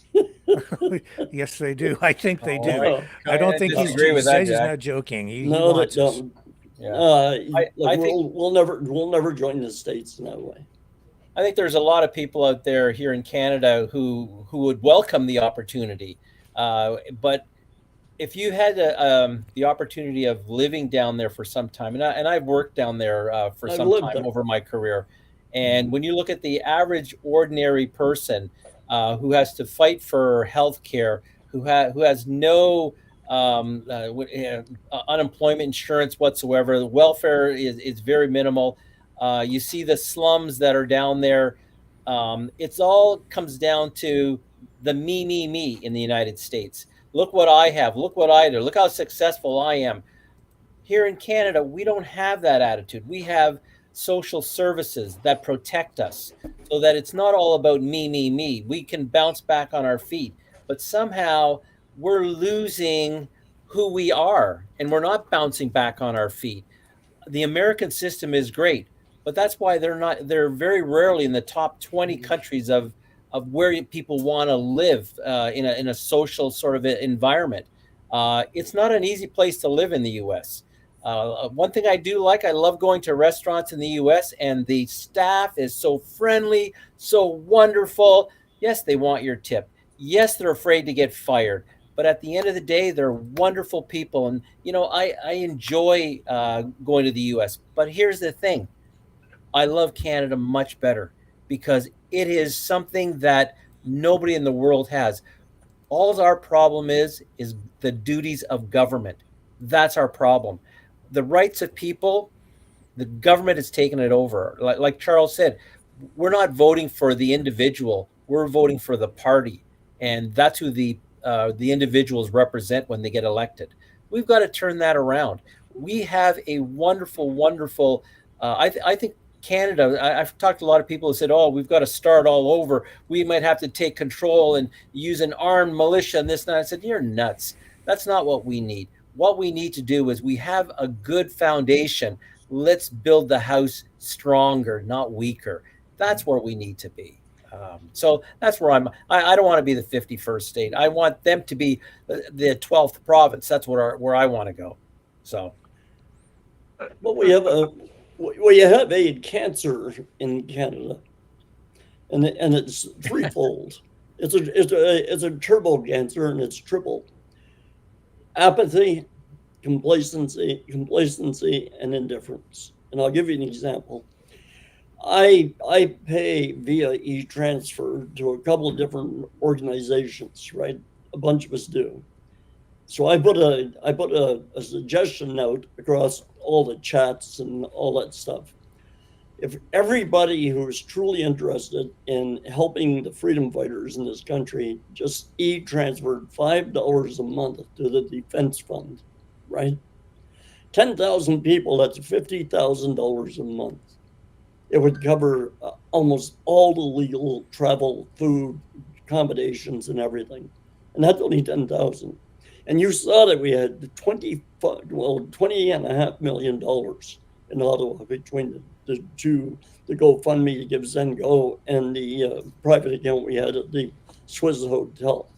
So people want to get money normally, right? They want to get money.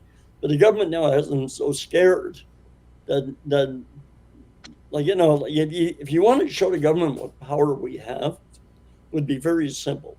Would everybody who cares would send $5 e-transfer to a defense fund to help Tamara and Chris and Harold and all the other ones that are our tax dollars are being used to crucify. I mean, I think the mayor is $1.5 million. Chris is probably up to $1 million or more in legal fees. But these people, these warriors, have been left to hang out. They're being hung out to dry. Pat King, my God, Pat King just got finally, what he got, house arrest and community service and all this stuff, and none of this should have ever happened. Do you know Pat King very well, Jack? I met Pat outside a conference room where I was asked to go out and talk to him. I shook his hand and said, Pat, I really admire your passion and your courage, and if you were not on a fire base and there was incoming, you'd be the one I'd want to have with me. And he said, well, thanks, Jack. And I said, you'd be the first one to die because you let common sense be overruled by your passion. Because he is a very passionate individual. What do you think he wants? I think he's frustrated. I think there's a level of frustration. I think that's calmed down though since he was locked up, and some, I think he got caught up in people telling him how great he could be and all that stuff on it because he had like a podcast thing going, right? Yeah. And he made some serious mistakes with that, which making claims and stuff. You probably heard about it. Mm-hmm. And then in Ottawa, he did a couple of off-the-record things like waking people up at 2 o'clock in the morning, knocking on doors, and he angers some people that way. But it's his passion. He's not a bad person. He's a good person. He really is. He wants the best for everybody and everything. Did you ever pay attention to what he did before the 2022 convoy? Never heard his name. Yeah. Are you aware of his involvement in the United We Stand convoy in 2019? No. Uh-huh. Never heard his name, never heard of him until I heard of Demera and him and Chris Barber and the other ones. Are you familiar with James? No. Did any of you guys even hear of that other convoy in 2019? Do you know what I'm talking about? I know from after the fact. Yeah, I heard a little bit of rumblings of it, but I wasn't quite sure of all the facts. It was the convoy was interesting because it was an event of protest against the government, and people of all sorts came, and the motivations of each of them were their own, and there were some really top-notch people and some people who had agendas that were partly hidden and largely unknown. I think the overwhelming response has to be not those who got up on the stage. It has to be the reaction of the Canadian people to say there's something wrong here. And so it brings it back down to the people again. And I'd like to go back to your question about 51st state and do I want to defend Canada, which you put to all of us, that question. The answer I would give is, I want what Canada promised to be that attracted my parents to come here when I was a young child. Yeah. And do I want the United States, which is controlled by an odd system of states where they're increasingly authoritarian, or let's not speak of Trump again, but let me say a democratic government that was very authoritarian, imposing policies that I wouldn't agree with? I don't want an authoritarian government. And what I see is I see that authoritarianism creeping in even at the municipal level. So the question is, how does one protect the rights of people against those who take positions of power and abuse the power? And that seems to be increasingly the tendency. Would I want to see that happen by joining another country and making us 10% of a country that's 10 times as large? I think the ability to protect your rights decreases as you become part of a bigger entity. The original notion of the United States was to have a federation. We are a confederation. There are rights of the provinces. That of the people of the provinces, I should say, to be more correct. But what we find is, no matter what the political entity is, it seems to be switching away from the protection of rights. I have two young granddaughters who matter a great deal to me. And I see the control that is put on thought at school, and I say I don't like this. I want to see that reclaimed, the rights of individuals. And I think our Constitution, if applied the way it was intended, from the historical evolution of the British parliamentary system, offers that potential. I think the U.S. does as well. I think in the U.S., money has come to control and dominate it much more than it has in Canada. Ideological groups have come to control it very heavily in Canada. So do I want to join the United States? The answer is no. My preference is to keep the units small. And I would like to see the Canada that my parents brought me here to give us a better chance in life. I want to see that Canada restored, because it's not here now. The dilemma and the question really circulates around, how you limit rights, where in order to preserve rights, including things like the right to free speech, there needs to be a discussion about where the limits on rights is drawn. Like, where's that line drawn? That's why we're having so much trouble, because I think we've seen the government cross the line into a territory that's not palatable to the majority of Canadians, or at least a lot of Canadians. So we're getting into areas of overreach, and rights are matched by duties. And in our outline of our principles, we have a section on the duties of citizens, and it really comes from a very simple base. If each of us had rights and everyone else has rights, and those rights are equal, then I am free to do whatever I want, as long as I don't infringe on your rights or anyone else's rights. So where does that line get drawn? And that's not easily defined, and that's why you have court cases, and that's where politicians and bureaucrats and lawmakers begin to. I mean, it's a struggle, right? Where's that line drawn all the time in any particular issue? And the process of resolving that used to be done. I mean, historically, I'm going back. Let me say in the British system, but you can go back to ancient Rome. That the courts would decide when there's a conflicting principle. You and I, Rick, have a dispute over something, and you make a claim. This is my right, and here are the principles I'm relying on. And I say, no, my principles trump your principles. And the job of the courts, and we still have a residue of this. We hear in the courts a term discovery.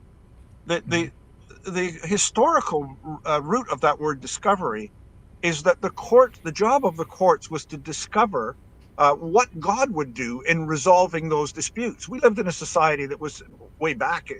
There was a premise of an omnipotent creating God who created us all, loved us all, and gave us these rights that belong to us. And so the job of the court was to discover the conflicts and resolve the conflicts between the competing principles. And that then got set down in the common law so it was understood and applied. But even there, and Jack has mentioned Bruce Pardy earlier, what he has begun to point out is that the courts themselves have become part of the power elite. And rather than having this foundation of what are those core values and what is fundamental justice, they've become instruments of raw power. And so they have become in some ways authoritarian as well. And even going to court now, the procedures are so time consuming, so costly, and so easily manipulated that our justice system does not serve its intended job of ensuring that rights are actually protected against the abuse by other individuals or by those who hold government power. And we saw that in SNC-Lavalin, what happened, and we saw the police didn't prosecute, and we've recently learned that Jody Wilson-Raybould went to the RCMP and said, you should investigate this particularly, and the RCMP did nothing. So the instruments of justice and control have slipped away. And the principles that we all thought think, believe should underpin the society we live on are pushed aside. And we are taught, well, that's not how it works. You've got to accept this is how it works. And that has been a failing in our society because people have drifted away from the principles to how it works. This is what you have to do. This is you get a chance every 3 years, 4 years to vote. The media will tell you. It's got to come back to people. It's got to come back to the core ideas and the core principles. And I think Western governments, it doesn't matter, the UK, France, Germany, Canada, our provincial governments, they have allowed those principles to slip away as well as they have become caught up in process and they have increasingly become authoritarian. And I think the reason, for example, why the I don't know the proper term, the AfD in Germany, the alternative for Deutschland, they have support largely, I think, because the other parties have abandoned those core ideas, and if they seem to be extremist, they are extremist because people are saying we don't like what's happening in the core parties, and our only option is to go beyond. So I think the West has lost a great deal in having had very poor leadership, and that has been reinforced by the fact that we have not had Canadians, Westerners, discuss the principles on which societies are founded. That people have rights. What are those rights? And what are the duties of government in upholding them? Well, I think, Charles, you're onto something. I think also that the parties are created and are controlled and manipulated to their best interests. Even though we, the citizens, we think we have the strength, we have the vote, we have everything.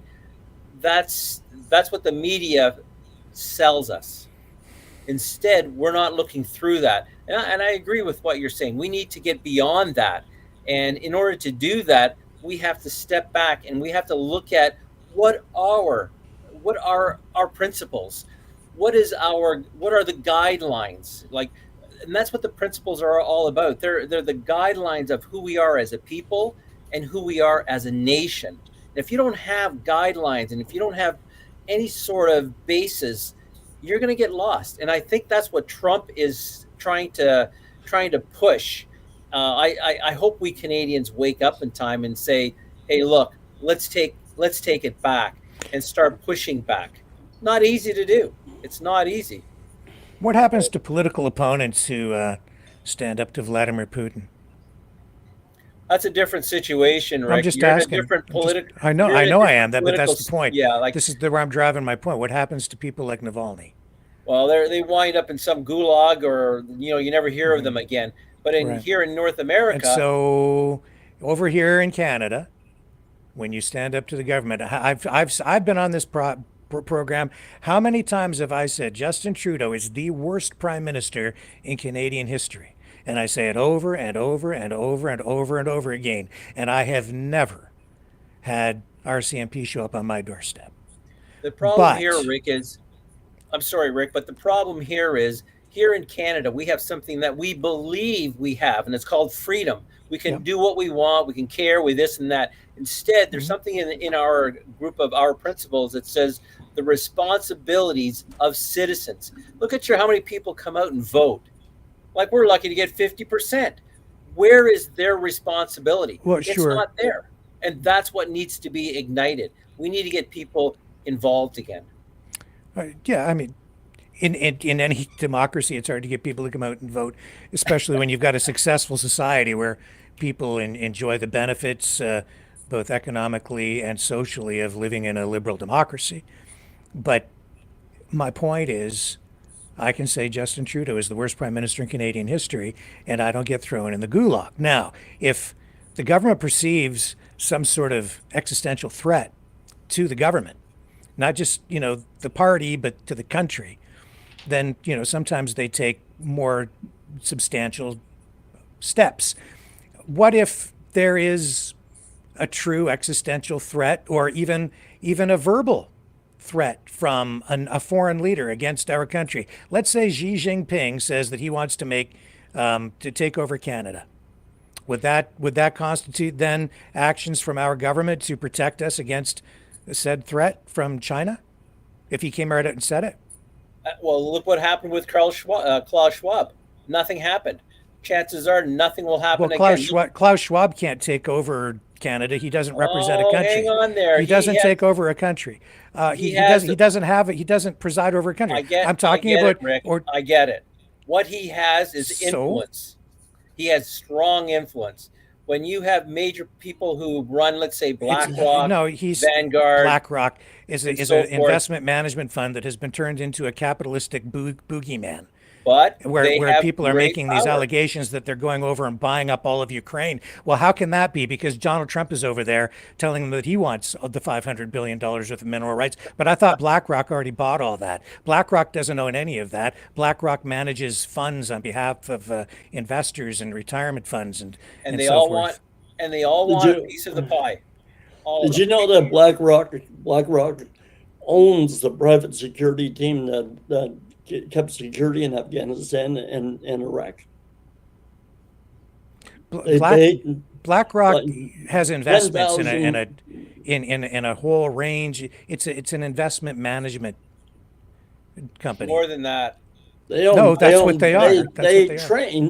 They trained 10 to 15,000 private security forces who went to Davos and were paid by Schwab and all these. You're telling me that BlackRock, an investment management company, gets into training? I thought because they freaking own everything and control everything. Then because that's not what BlackRock is, Jack. The BlackRock thing has been turned into a giant propaganda tool. It's not what you go look it up. I've laid it out on the program before. You probably have investments in BlackRock. I do. That's what it is, right? It's not that they control the companies. Pfizer too. You know why they go after BlackRock? I don't even want to get into the BlackRock thing because it's a whole complicated subject unto itself. All right. But let's do it another time. It's an anti-capitalistic, anti-American propaganda campaign aimed at destabilizing confidence in the financial system. That's why they keep putting that stuff out there. But we can come back to that another night. Very successful. China can militarily come after us, that's for sure.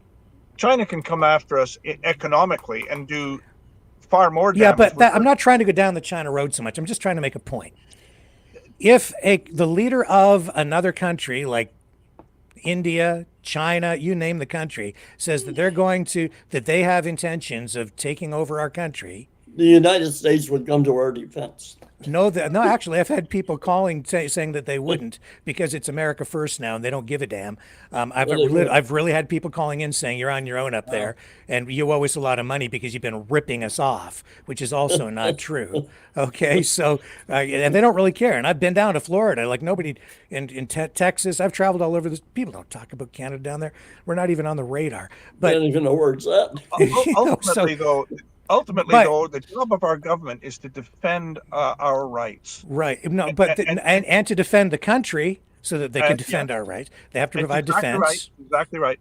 And that means that if there are threats or potential threats, such as Donald Trump may try to do this, he may try to destroy our economy in order to force us to concede, or Xi Jinping may cut off all of our supply of drugs and everything else.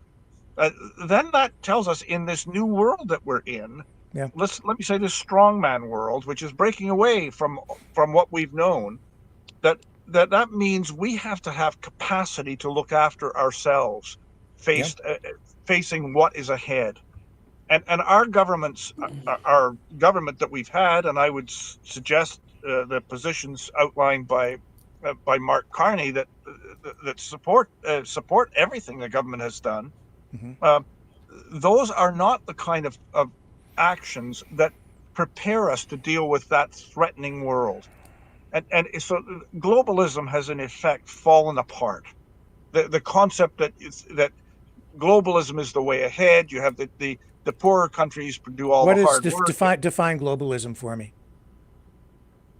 That, now that's a very good question, because it depends on whether you look at it strictly financially or if you look at it in terms of global control. So is it merely having things produced overseas, or is it that we've transitioned from national governments having the ability to look after their citizens to a situation where the world, there's an economic community that looks after the world and dictates where we are? And I think we have made that transition in the economic control, in the way that our institutions operate. And that is a profoundly important question. And it's a very difficult one. I think I maybe mentioned last time we spoke that in Ontario, and these are decade-old numbers, there were 42 mines, but there were 1,500 mining companies listed on the TSX. They were there because we had a financial system that let international mining companies, 80% of the world's mining capital for the whole world runs through the TSX. Why does that happen? Because we have a system that allows people to use the Canadian system to exploit the minerals in other countries. And that doesn't seem to be consistent with the notion of fair play, justice, people getting fair deserts for their work. The kind of principles that people need to be treated with respect. So if the money system is now globalized, can I stop, pause for a second? What do you mean? Like, so in having mining companies that invest in mining operations in other countries is unethical? Well, I don't want to spend a lot of time on this because it's a very complex problem, but let me try to make it very simple. The rules, the taxes imposed on mining companies by Ontario and Canada are extraordinarily low. So what that does is it encourages foreign companies to establish a company in Canada to do mining in Colombia, Bolivia, wherever it may be, in the Congo. And so what you do is, and Canada Ontario charges 0 royalties on any minerals extracted from the province. And there's something like $10 billion of minerals taken out of Ontario every year. And there's not a cent of royalties paid to the province for any metallic mineral taken out of the province. So we basically let companies have it for nothing. We charge incredibly low taxes. And so because of the World Bank, the way they operate in looking at loans to other countries, they will say, use the mining policies of Canada, of Ontario in your country. So they basically say, okay, no royalties. We'll tax profits. So I'm now a foreign investor, and I say, I'm going to mine in Colombia. I see some rich deposit. I'm going to get them to adopt Canadian rules, which basically say no royalties on the minerals, and we'll tax the profits. So I set up the company in Toronto. I generate money through the Toronto Stock Exchange, and I take that. I then take that money and I create a subsidiary in Colombia. And I lend the subsidiary money at 30% interest. So the Colombian subsidiary is paying no royalties because of the rules we established, we agreed upon, and they make no profits because all of the profits are paid in the interest that's paid to the home company in Toronto. So Toronto now becomes essentially a money laundering process, and the taxes we charge are incredibly low. And the rules in the Ontario mining industry essentially say on many of your capital investments, you get a 200% capital cost allowance deduction. So in the first year, you subtract twice what you actually spent on your equipment. And your tax rate is just extraordinarily low. So if you look at this, this is that capitalism. Well, it's certainly allowing people in the mining industry, in the mining finance, to do very well.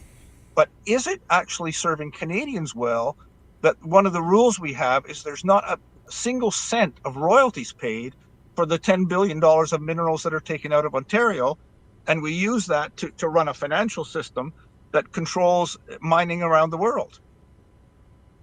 Are Doesn't seem to be you're so if I understand what you're trying to say, or what you are saying, maybe I'm not understanding, is you're saying that if a mining company that's Canadian based, traded on the Toronto Stock Exchange, then invests in a mining operation in Colombia, they're exploiting Colombia because they're not charged taxes or royalties on anything that they extract from Colombia in the mining operation? essentially yes. That's not true. I wrote a chapter for a book that was just explaining this, the role of the Canadian mining industry and the Canadian mining rules, on how that applies worldwide. And the book was, I think, 8 chapters, 8 different authors. And I was looking at the Ontario part of this and the way the Ontario rules operate. And the book was ready to be published. The publisher made some notice about it. And every one of the authors then had someone come and knock on their door and give them a letter, a lawyer's letter, telling them if any of the other authors said anything that upset the company that had hired that lawyer, or the author or the publisher said anything, they would that company would take us, every one of us, to court and sue us all personally, even if it wasn't in the part that we had written or said. And as a result, that book disappeared. But in it Colombia, was never published. but in these countries, Colombia included, those governments charge those mining companies taxes in Colombia. So if they charge like I think an across the board standard 35% corporate income tax rate in Colombia, there are royalties of like 5 to 10% that mining companies pay. There are transfer payments that they pay. There are all kinds of fees that they pay. Taxes are paid on profits. Taxes are not you deduct your expenses before you but the point is that these taxes are not applied up in Toronto, they're applied in Colombia. But yes, and these companies have to comply with the rules, the laws, the regulations in those companies, in those countries. And the other thing that goes on in a lot of these countries is there are sometimes these mining companies they come under attack, and there's propaganda and information warfare that's even exerted on them at those levels, especially among groups that want to nationalize those assets in those countries where they don't want foreign investment. So they'll attack those corporate entities, both nationally at home and also internationally, and feed information back up here to put pressure on our governments to then have those companies pull their operations out. And I can't remember I'd have to look up the particulars on this. The details escape me, but they'll even have, the result is sometimes foreign investment is good because they create jobs. They raise people out of poverty in these countries, and these countries do charge these taxes. But when you get these left-wing political organizations in places like Colombia that don't want foreign governments, foreign corporations in there, they'll oppose them and find ways to try to force them out of the country, so that then those resources become nationalized, and then you put people out of work because they can't capitalize them. This is a different debate. Sure. But and let me say, I know a lot about this. But what I would really say, and to bring it back to our Canadian position, is if we have $10 billion worth of minerals taken out of Ontario every year, should the Ontario taxpayers not be paid something for those minerals? Should there not be a royalty charged for those minerals? And I would say, in any rational country that was managing the resources on behalf of its citizens, it would make sure that it did not say you can have them come and pay $25, get a mining prospector's license, lay claim to the minerals. We will subsidize you for 10 years for your exploratory work. Yeah. We will not charge you anything. We will build the roads to the Ring of Fire. We will pay to have the rail lines built, $2 billion, and we will not charge you 1 cent in royalties for any of those minerals you take out of Ontario. We'll date the kickbacks in other ways. Basically, but is we what will they not would- charge us, and nothing will go back to the Treasury of Ontario to pay Ontario citizens for those royalties. One of the duties of government is to manage the national resource for the interest of the people. Well, And it doesn't do that. then well, maybe you're talking about what you'd like to set up like a sovereign wealth fund from some of the profits from, or some of the revenue extracted from natural resources. Norway Alberta has Heritage Fund. Yeah, Norway has something like $200,000 per capita in a locked-in fund from royalties from oil. We have nothing. Except that's actually an argument that I keep hearing over and over again, but it's not really the accurate picture, because what they've done is they've taken those profits, or some of the revenue from some of the oil, they put it into a sovereign wealth fund. But do you really know how that sovereign wealth fund has grown over the years? By putting the money into investment management firms like BlackRock. Listen, I get it. But what That's right. But if you go back to the base, and that's why I wanted to go back to the core in that argument. If the government's job is to manage the resource, to look after its citizens, and to manage the wealth that is owned by all citizens of the province, should it allow mining companies to have those minerals without paying a cent for them? But they do. They pay taxes. I just looked it up. They pay a 25% tax. Am I missing the point? That debate, I'm willing to have that debate. I'm just asking a question. What am I missing here? No, they don't. They hardly pay any taxes. The taxes are the lowest of any corporate taxes. When a company has a 200% capital cost write-off, it's unacceptable. Come on. You go. Come on! Can't you see it? Maybe I'm blind. Maybe I'm not seeing it. You're starting to sound like Joe Biden. Come on, man. Hey, let me say something here. This is something I learned 45 years ago, and it goes like this: until the pain of staying becomes greater than the pain of changing, people will remain in that bubble that they're in. And that's what we have in Canada. We have a lot of people who are very comfortable. Many are immigrants that come into this country, and as far as their mindset is, they're wealthy. They're wealthy, and life is wonderful. They don't even want to get involved in politics except to make sure that the immigration doors stay open so their families can come and join them. And you can't blame them. If we were doing that, we would do the same thing. But getting involved in things have to get worse first. Things are going to have to get much worse before the average Canadian stands up and says enough is enough. We've been at this for over 2 hours now, and maybe I'm a bit punchy here. and I would really like to have a further discussion with you, Rick, sometime on mining, because I do know a lot about it. I'd love to do that.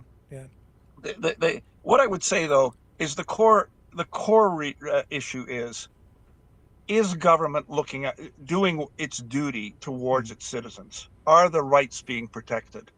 And are the systems that we're developing to respond to threats ones that are adequate and up to the task of protecting our rights? And do Canadians know what their rights are?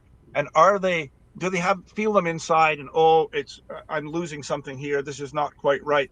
But they don't understand how to articulate it. They don't have the mechanism to have it put forward, because it hasn't been taught to them. They've been told, when you're taught civics in school, this is how it works. Let's run the model parliament. Let's have the negotiation. Those who are at the table do the negotiating. And that's the deal we get. But does it correspond to the principles of freedom, of fundamental justice, of every person has real and equal rights? Do we understand those? Do we articulate them? And do we evaluate our systems against those principles? Or do we just say, well, we've got a choice this time. We can either vote for the Liberals and whatever they are and whatever they stand for at this point, or for Poilievre and what he says and what he hasn't said. Or are we going to evaluate them on something else? I will make a comment here. In the Ontario election, there is a group called Political Scorecards that attempts to actually allow voters to have some knowledge of who the candidates are and what they stand for. It's run by a group in BC, and John and I worked with them to develop a questionnaire for candidates. That because candidates are there to represent you, it's not the party, it's the candidates according to our system. And the people running political scorecards sent it out to every political party in Ontario, said, please send this to all of your candidates and have them respond to the questions. And so that was sent out. And these were questions of whom do you represent, your constituents or your party. And there were a bunch of policy kind of questions on there too. The number of responses that came from the 124, I think it is, ridings in Ontario, probably averaging 5 candidates each. So we're looking at 700 candidates, 1,000 candidates potentially. The number of responses that came in so that voters could know what they stand for on those issues was 4. There were 4 candidates who responded. Now, that's not an accountability. That is not a government of the people. They're not even candidates of the people. They won't tell people what they stand for. And many of them, no doubt, the political parties say, don't respond to this because you will vote how we tell you when you get elected. And that's a big departure from the principles upon which our society is supposed to be founded.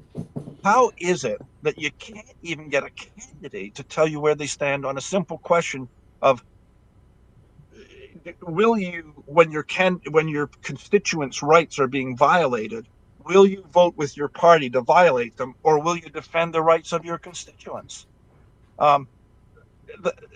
There's something wrong in the system where 4 out of 700 candidates choose to respond to that questionnaire. Well, part of it also, Charles, is that this whole Ontario election has been very, very short. And a lot of people, they're not even aware of political scorecards. So that's the first thing. And I think where political scorecards and our principles are going, it's going to take time. The more and more elections we have, the more it gets out there, the more people will start to look at that. And I think it's like an avalanche going downhill. It's going to start with a snowflake, and it's going to be a huge snowball at the bottom. People are becoming aware of it.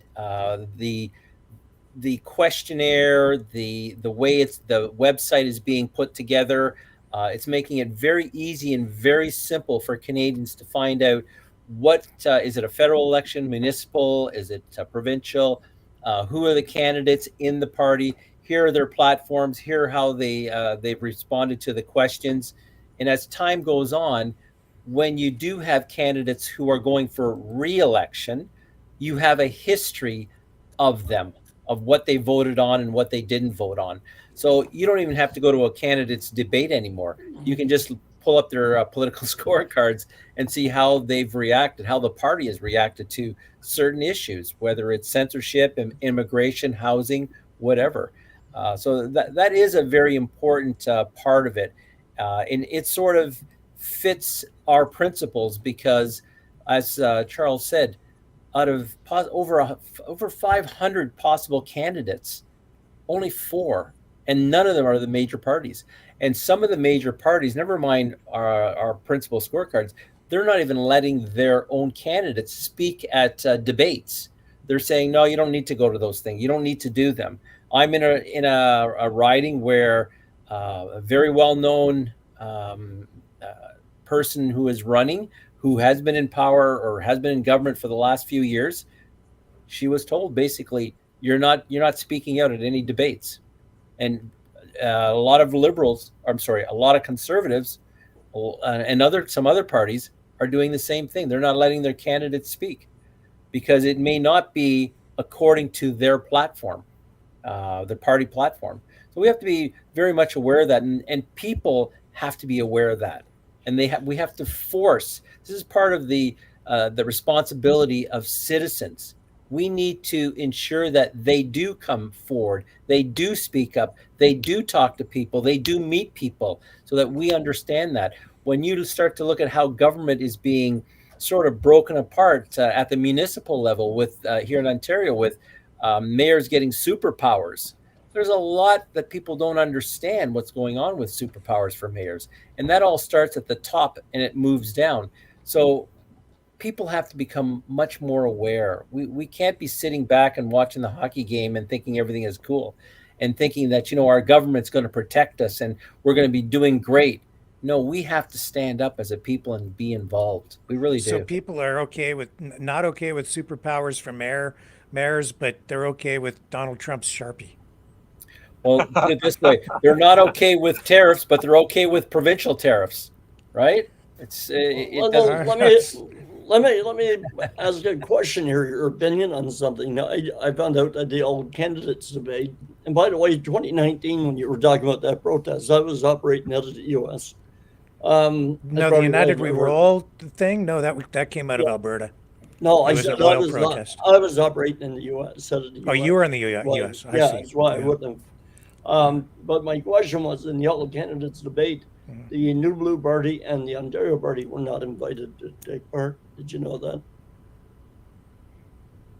Not surprised. I don't know what the rules were for the debate, though, like what the qualifications were. No, they're both recognized parties. They've run before. But to be in the debate, you have to have a certain percentage of votes the last time, and they have those rules that they always cook up right before, right?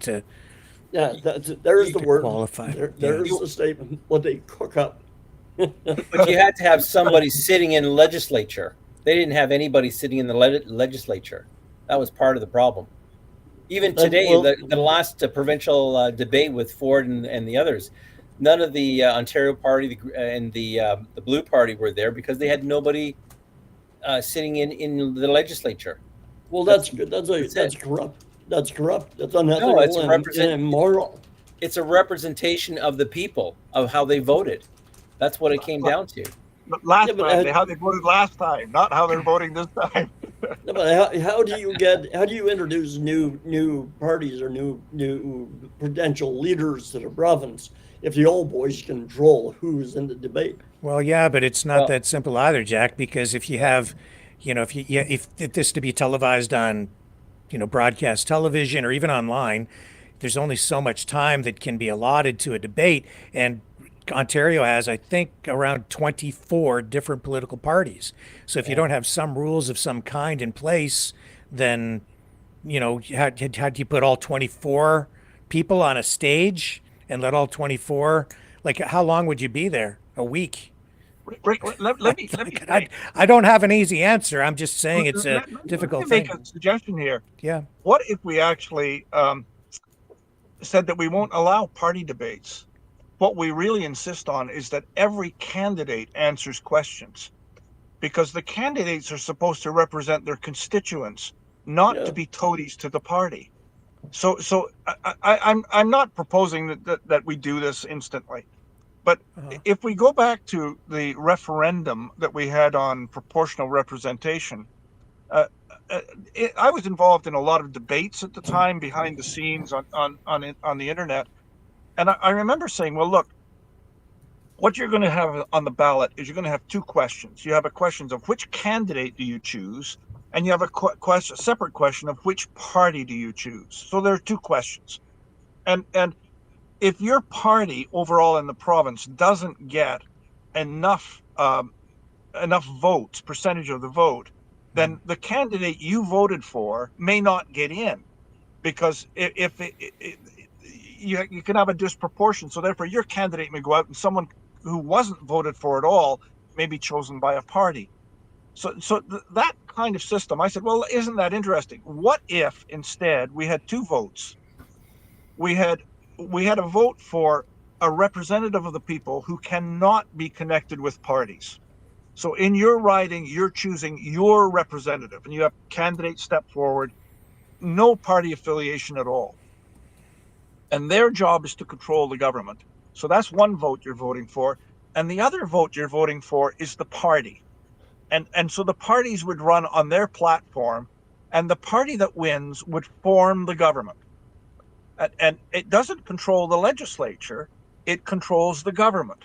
And it proposes to the legislature, as we have in the speech from the throne, here is our agenda. So the governor general, lieutenant governor comes into the parliament or the legislature and said, this is what we intend to do. And we are asking your parliament's permission for the legislation and for the money, the budget, to do this. So then that is proposed by the government to the parliament, and the parliament says, the independent members say, well, wait a minute, we like the general idea, but the detail is going to violate the rights of our constituents. So we will actually generally support your idea, but not the way you're doing it. You better find a different method of doing this that doesn't violate rights. And so again, it's just you're voting for two different things when you go to vote. But what you've done is you've actually now made the parliament the way it is intended in the Constitution, with no political party. There are representatives of the constituents of every riding. And what happened in the debates and discussions that were going on in the background is a lot of people looked at this and said, hey, that's an interesting idea, because that would actually give the people control over what the government does, and it couldn't act in an authoritarian manner. And of course, it all was swept away because the people's, whatever it was, convention that they assembled was all manipulated by a bunch of academics who were really committed to having proportional representation. And the Ontario people said, no, we don't want it. But the question then is, if the parliament doesn't work, if we don't have recall, if we don't have an elected Senate, if the institutions are increasingly limiting the ability of individuals to have their rights protected and allowing governments to act in authoritarian ways, is that correct? How do we begin to make the change to make our institutions represent the people? The only way that I conclude we can get there is by having individuals know what their rights are, asserting them and insisting on them, and insisting on the change that takes place. Initially, parties, we're not going to have a radical shift, but go back to the fundamentals of the Constitution. The Constitution we have is fundamentally sound. It's the best evolution we've seen of a democratic government system. You look at the analysis of this over thousands of years of evolution from ancient Athens, and in theory, the system is really good. In practice, it is not, because it has been taken over by partisans who have, by convention, manipulated the process and removed the ability of the people to keep the government accountable. And how do we get there? We get there, I think, by having a discussion at the level of principles. What is it that we believe? How should it operate? What are the rules? And if people can embrace that idea and then press for it, we may get candidates who will defend that. And we will gradually see our institutions be reclaimed and returned to what the theory was that evolved over hundreds, thousands of years, certainly hundreds in the British system, many hundreds, to a system where individuals mattered, where freedom mattered, where rights mattered, and where governments were seen as having duties to protect them. So that's where we are. We're trying to get that discussion to go at, yes, politics matters, and yes, there's so many things that go wrong in the way governments operate, and bureaucrats do it, manipulate them too. But the question is, how do we get it back to get those government institutions responsive to the citizens? And that's what we're trying to do with our principles. I would encourage people to go and look, see if they agree, share it, talk about it with other people, share it with their family, and see if they disagree with the principles that are set out, that are drawn from a very long history. And if they do agree, through that process, we might get more responsive governments that people could have more respect for, rather than having our country divided among, we're going to be the Trump haters, we're going to be the Trump lovers, we're going to be the liberals in favor of woke DEI, we're going to be the conservatives who hate all of that and who are going to kick out everybody who ever came in this country through any odd process. Those are not the rules we operate on. There are more fundamental principles that are based on rights and protecting rights and where governments stand. And our education system has not let the public know what those are. And we think the change can only come from the people. And Jack used the term earlier on about a mass movement. Those were not your words, but it's by getting people to know and getting that change coming from the people is where I think it has to come from. Otherwise, more autocrats, more authoritarianism, more domination, and more government dependence, and ultimately more destruction of our economy and our future. I got these 2 grandkids that I care about. Awesome. I love. Way to go. Way to go, Charles. I love it. Okay, I'm telling you. Yep. You can copy me on that one. I love it. You got to put that. You know what he's got to do? You got to videotape that exactly what you did. And We've put got it a on the, videotape right here, and Rick's got it. He's going to put it out there. He's going to No, tell and people you need to go to our to, website. we need to have this on our website so people can see it. Because if we don't go to what you just said, which we all believe, our toast. grandchildren are going to have our grandchildren are going to have a very happy life. We're going to struggle. You got it. That's what we deal with, Rick. All the week in and week out, the 3 of us, and we have a couple other people, and we throw things back and forth and around, and whatever sticks on the wall, we go with. And a lot of things have stuck on the wall, and that's what we build on. And there's the right things and the wrong things, and there's a lot of stuff in the middle.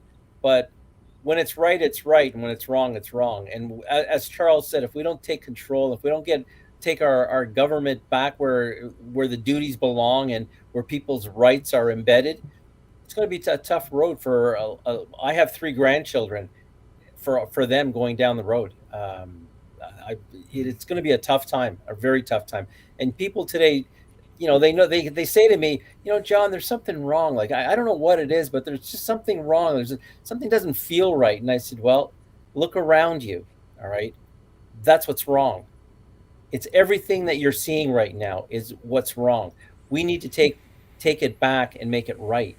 And unfortunately, the governments of today, they don't look at it like that, because as Charles is quite right, they're being driven by parliamentary ideas, not by individual representatives who want to swear their oath to the people, not to others in other countries. We are not a sovereign country as per se. We're a democratic country, we think, but we're not. We believe a lot of ideals, but when it comes push to shove, look at what happened in the Freedom Convoy. Bank accounts, their identities in jails, and like on and on. Horses trampling. Yeah, it's not there. We're being misled because we, the people, are not taking the right steps forward. We're taking 2 steps backwards to take 1 step forward, and we're never getting ahead. So until people really start to understand what the principles are all about, because when we first finished the draft, and I read it about 3-4 times, and then it sunk in, and I said, this is what the life for my grandchildren will be right here. But we have ruined it. Like I keep saying to my kids, I have 3 children. I say to them, I grew up in the greatest generation. You'll never understand what that is, because they just didn't live it. I don't want my grandchildren to live in my kids' generation, because they've lost it. So we need to get back on track. We have everything and anything all the other countries want, including the United States and China and Russia. We have it all. But one thing they don't have that we do have, we have wonderful people. We have a great population of people, but somehow, some way, we have been divided. When we come together, we are a powerhouse. That's who we are. And that's what the principles are all about. The guidelines to who we are as a people and as a nation. You said something that concerns me. Go ahead. You said we're not a sovereign nation. No, we're not. That's not true. We are. Well, let's tell me differently. What you're repeating is rhetoric that is designed to undermine public confidence and trust in our country. Do we have a country? Yes. We're Are sovereign. we sovereign? We It's a are a different story. sovereign nation state. Yes, we are. Well, let me ask you this then. Yeah. In the United Define- States, do they have a governor general? It's a different system of government, and they decoupled from the monarchy. Okay. And they so desperately want us to do the same. Some people, some nefarious, very evil people down in the south of our border who very much want us to decouple because it will leave us very, very vulnerable to exactly what they want, which is to make us the 51st state.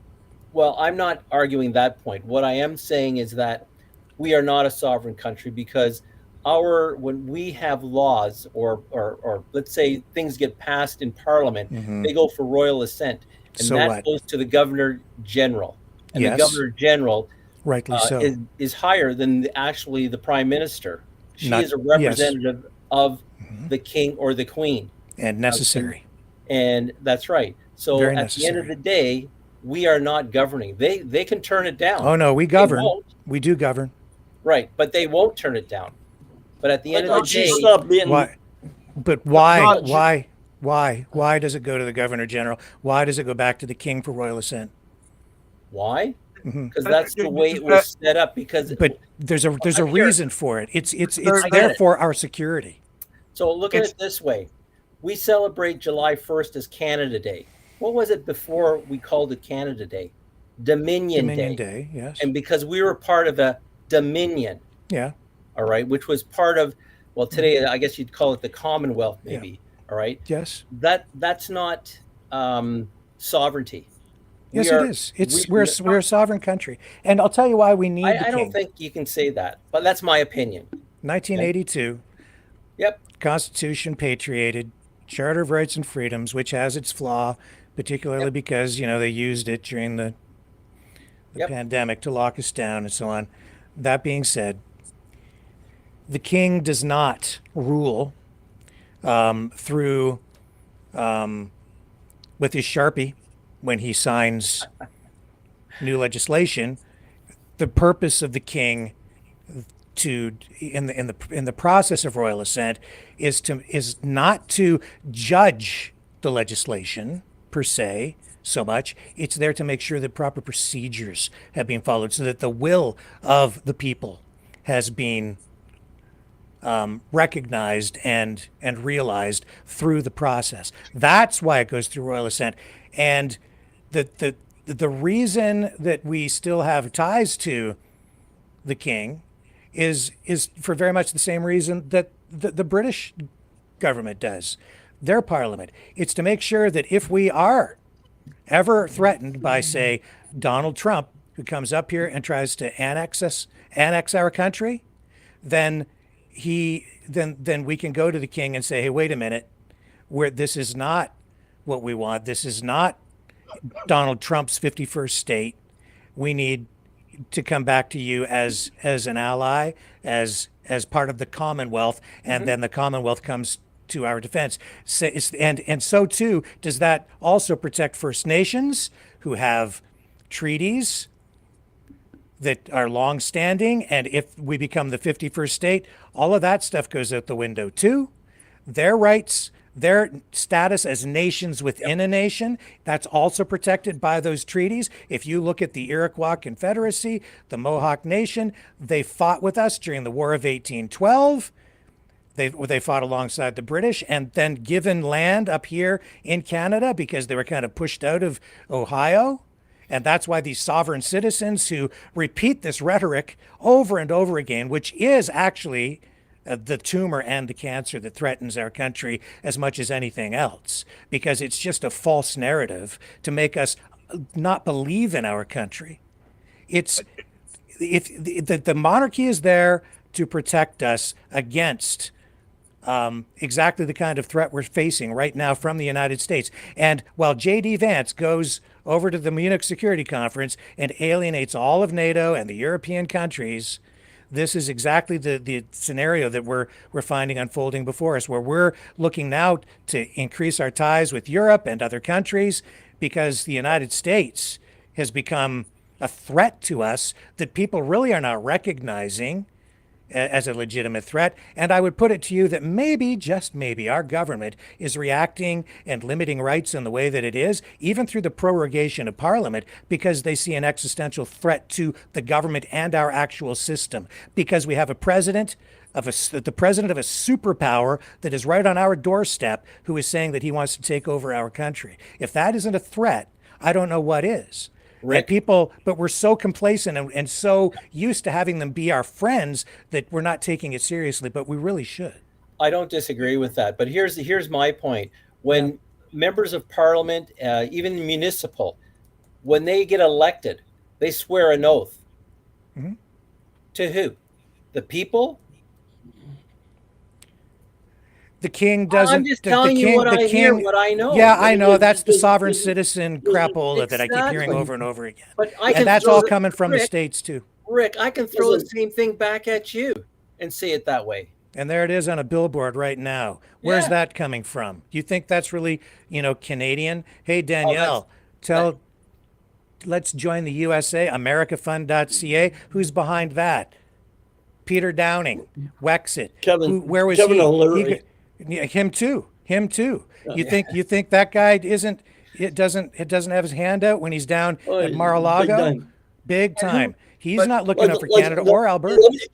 Give me 1 minute here. Go ahead. The Governor General is strictly ceremonial in this country. Right. And 1926, 1931, 1947 were milestones in the Governor General giving up what at one time they could remove the Prime Minister or install a Prime Minister. They can only do that now with government approval. Right. So they're strictly ceremonial, the Governor General.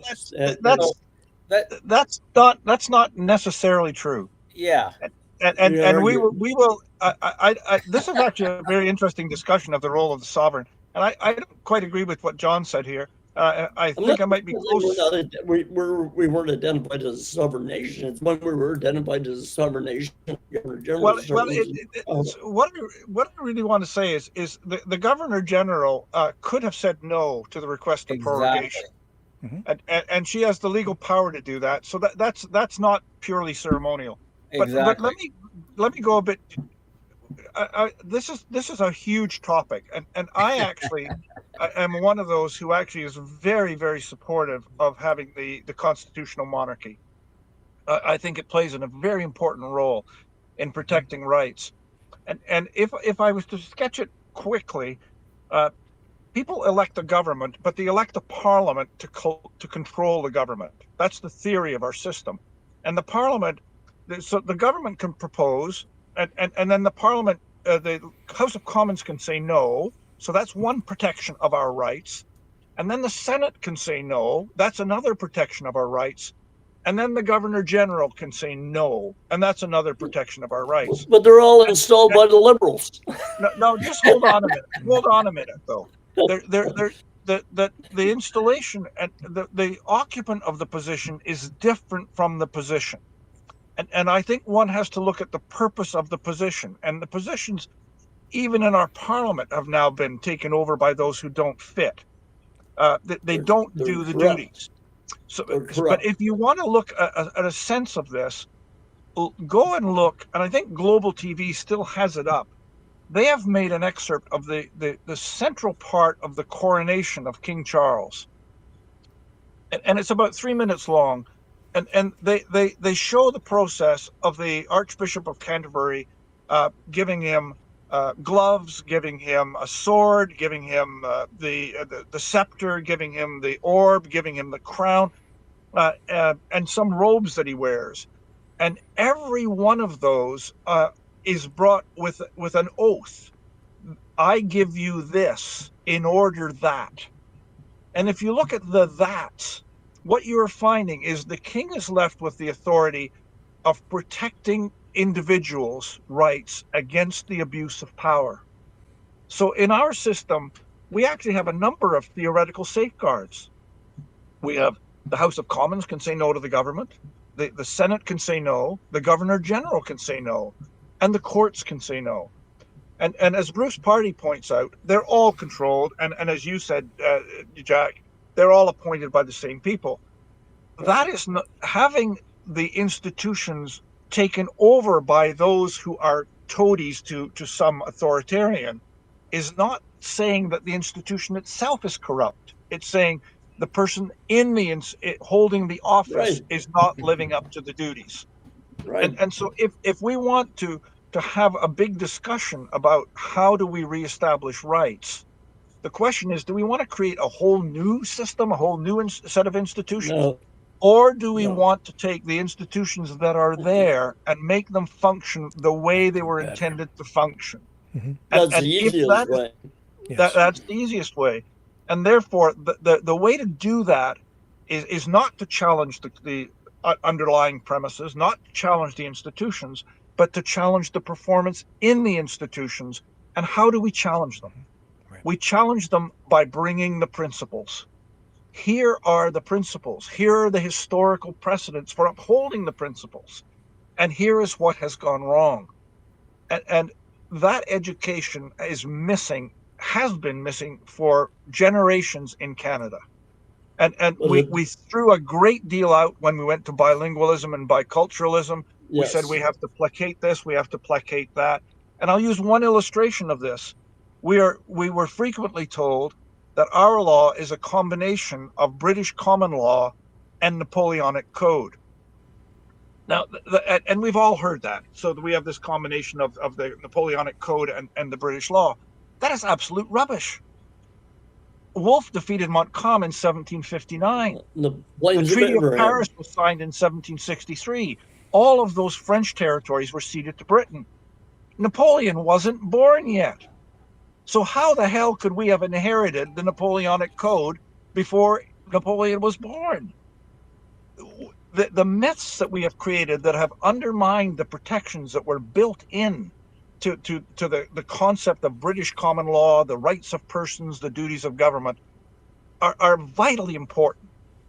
And it's only by discussing what those concepts are, what those principles are, and having people embrace them in large numbers, that we can begin to pressure our system to restore our rights and to restore government to its proper place. Did you read Common Sense by Thomas Paine? Yeah, I've read Thomas Paine. Where does Thomas Paine tell you the origin of the royal family came from? Well, let me say that the essence of the American Revolution is, we've gone a long time here, Rick. This is longer than you normally run, I think. No, I'm on here 2 to 3 hours a night, so welcome to my world. Well, okay. but the origin, the American Revolution grew out of the 7 Years' War, and the 7 Years' War is the year during which Wolfe defeated Montcalm in Quebec in 1759. And the Treaty of Paris, 1763. What happened immediately afterwards was the British economy went into collapse because the British manufacturing industry had been producing weapons, they'd been producing uniforms for the soldiers fighting in the 7 Years' War with France. So Britain said, well, wait a minute, we've now got a huge problem here, and we've got a lot of people who are unemployed, and there's a lot of disruption going on in the country. So what do? So what he said was, we are going to deny those in the American colonies, the colonies in the Americas, the right to manufacture anything. They will produce the raw goods. They will be shipped to Britain on British ships. They will be manufactured in Britain. That'll make the things work here. And then they will be shipped back to the Americas on British ships. So that was British sailors. We're getting lots of money. And the Americans said, screw you. We're well educated here. We have some real capability. And they said, we demand the rights of Englishmen. So the American Revolution was a demand for the rights of Englishmen. Freedom, fundamental justice, real and equal justice, and not being blocked from manufacturing things. And so they were asserting, not to get rid of Britain or British ideas, they were asserting based on Sir William Blackstone's commentaries on the laws of England, the rights of Englishmen for those in the American colonies. And what happened was they succeeded. So their whole argument was based on exactly the same principles that Britain was founded on and that Canada was founded on, except that in Canada, the British government said, well, wait a minute, we're going to resist this. And how will we do it? Well, we've taken over all this French stuff, which is controlled by the Ancien Regime, and it's still the Ancien Regime at the time, controlled by the clergy and the monarchy in France. We're going to take this over, but we're going to give them power. And we'll tell them they can actually, as long as they preach from the pulpit that they obey the British crown, they will remain here. And they'll remain loyal to us, and we'll fight those horrible American revolutionaries. And so in part, Canada was founded on an attempt to reestablish and perpetuate the Ancien Regime of France and the authoritarian of the monarchy, of the British government, to protect Britain against the rights of Englishmen being available to those in North America. That has troubled us ever since. Answer my question. Where did the monarchy come from? Thomas Paine, they were the biggest bunch of badass, mean, terrorist, sadistic, murdering, rapists, pillaging. They were a group of individuals who had a bunch of swords and people. They got together, and then that's where the word subject comes from. They would go into an area and they would torture people and they would subjugate them to their control. I'm going to say to you, go and take a read of the book by Friedrich Hayek called The Constitution of Liberty. And what you have to distinguish between, and it's really an important distinction to make, is the distinction between the power of the office. You have to distinguish between the office and the holder of the office. I respect the Prime Minister's office, but I do not respect the Prime Minister. So let me say, I fully understand that. Don't worry, Jack. The royal family is self-destructing. I keep these handy for when I do my True Spiracies episodes. See, right here, Prince Andrew, he's eating himself to death. It's right there, and he's the Porky Prince now. You see that? So it's okay. They'll all be dead soon. They murdered Princess Diana. The point that I'm making is and it's a vitally important point, is one must distinguish between the office and the holder of the office. And what has happened repeatedly in history is that offices have been created for a good purpose, and then because the power is there, someone seeks it to abuse the power. And we go through cycles. History. Why does that happen? Why does that happen? Very simple. The three cancers: apathy, complacency, and indifference. People get wrapped up watching Netflix, NBA, BGA, NHL, you know what I mean? All that crap, going out to raves and clubs. They do not pay attention to who's working their way into the leaderships. And over a decade or more. Jack, let me say, and so what's the medicine? The country rots. The medicine is our principles. It's getting Canadians. No, we agree on that. So there we are. So what I'm saying though is that while we teach them the principles, we must teach them the reason why we fell from the principles to start with, and that is because we have a corrupt group of individuals, both in the monarchy and in the parliament of this country, who are not what would you call moral and people of integrity. They're corrupt. Well, I wouldn't go after the monarchy. I would actually go after the politicians that we choose, because that's what's in our control. And I would say let's not speak of the monarchy as being King Charles or Fat Prince Andrew. the Porky Prince. The Porky Prince. Let's speak of the institution as it comes from the coronation oath. What are the powers? What's the role? And if we're to regain what we are losing by more authoritarian governments, then we have to understand what we're defending, and that's where I think we're on a good path. We've got to get back. We've got to get back to the parents of the children going to their parent teachers association meetings. People going to their union meetings. People going to their community halls, their town halls. People talking at the barber shop like they used to do. People talking around the dinner table and the kitchen table and the work table, using the principles, using our principles as a foundation to help awaken each other and teach each other. Okay, here's a guy running and use political scorecards. Here's an individual running. Do they stand for what we believe in? That's all we got to do. If we can just get that document into the hands of every family in this country, the rest will take care of itself. I truly believe that. Rick, are you going to have us back? Yeah, everybody wants you back. They just don't want me to participate because they don't want my propaganda. They say, what's the website again? I'm going to put it up on the screen. Our principles. Ourprinciples.ca. Yeah. Now they may have to put www because some of the servers don't handle just ourprinciples.ca, and they can go to our political scorecards from there also. Tell me there's that info at ourprinciples.ca. Tell them to leave their remarks. We'd love to hear. Yeah, but we'd love to hear what their ideas are, what they have to say. We're going to have. We have Zoom meetings. We'll invite them to the Zoom meetings. They can take part and they can ask questions and give their suggestions and ideas.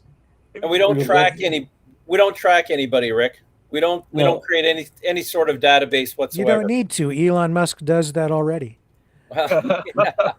So does Google. I like Elon, so. No, we would love. We want. We want to. I've got the Zoom account, and we want that Zoom account to become completely filled with people discussing. Yep. And if we have to do it 2 or 3 nights a week or on the weekend, we'll do it. We want people on there giving us their suggestions, their ideas to how we can spread these principles across the country as quickly as we can. Well, so I'm very pro Canada, and I'm happy to have you guys here because I think, through all of this, and I had a discussion with somebody else about this the other day who didn't really come on board with me, but I said, right now, the one single thing that matters the most is that we just agree on just one thing. Doesn't matter if you're a Liberal, a New Democrat, a PPC or whatever, one thing, that Canada's real and that we want to defend it and make it better than it is. If you say restore, I'm on board with that too. But that's sort of the point. It's like I'm here to defend Canada. I've been sitting in this chair for the past 3 or however many years it's been. I'm kind of glued to it, and I'm just here because I'm with you guys. I am a firm believer in individual rights and freedoms, and I love my country, and I love what we're supposed to stand for. And yeah, I want to fix the problems. I don't want to tear it down. I'm not out in the streets shouting death to Canada. I'm right here saying I love my country. Let's fix the problems. Well, if there's an old saying that says, if 2 people think the same, one of you is not necessary. So your comments earlier, your comments earlier, which has done for me all my life, is I make it a point to be around people who think different than I do, because it only makes me better. It triggers my mind to think. That's why I love Grok.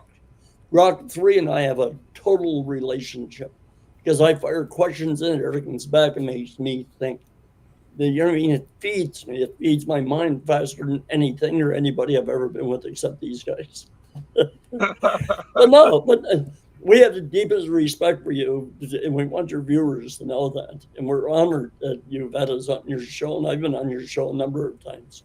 But we're honored that you believe in Canada and you're willing to do what it takes to help bring it back. Yeah, we're definitely on the same page, Rick. We love we're all patriotic. We all love our country. We have a great foundation. We just got to build it better. Yes. That's where I'm at too. Yeah. And then we'll work the rest out later. Exactly. Absolutely. As we go along. And it's a privilege to have you guys on. Everybody in the chat loves you guys. This is a great place to have these discussions, and I love this. So I want you to come back many times. We need you. We want them. We are very, very. We want them to come join us on our Zoom meetings. Of course. Right? All they have to do is go to their site. They'll see the emails, and then we'll come back with you, right? And it'll just become a very successful circle. And if you guys want to contact these guys, Mavericks, you can get in touch with them at info@ourprinciples.ca. That's the email. Flood their email box. Go to their Zoom meetings. Check it out. Debate things. Let's make this country better. Let's fix the problems. Guys, well, we wish there was more people like yourself, Rick, would have the courage to be on podcasts and to have guests like us and to have the courage to say what you really think. Yeah, I've done that from time to time. Yeah, as you may have noticed. I thank you guys for doing the programs. And I'll just go around the horn one more time for quick final thoughts, and then we'll wrap it up for the night. Who goes first? I'll go first. Again, Rick, thank you very much for having us. And I want to thank all the people who are watching. And I took a look at some of the chats that were posted. I want to thank a lot of people for their opinions, because that's what this is all about. There is no right or there is no wrong. We're all in it together, and that's how we learn. As Charles said, it's not all the people who think the same. It's people who think differently that makes us better. And that's what we want to be, is better. So if we can strike, get back together, talk about it, I think we're just building a better foundation in the house that we're building, and it's called Canada, and we all love it. Thanks again, Rick. I'll go next.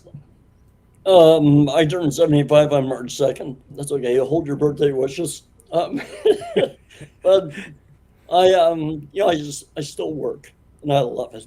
I love working with the people I work with. I've been blessed with great health, and I've been blessed with living in different parts of this country, born in Cape Breton, and blessed with seeing other parts of the world. And we have an incredible country here that I believe in. And next time I come on, I won't be talking like I've got marbles in my mouth. It'll heal.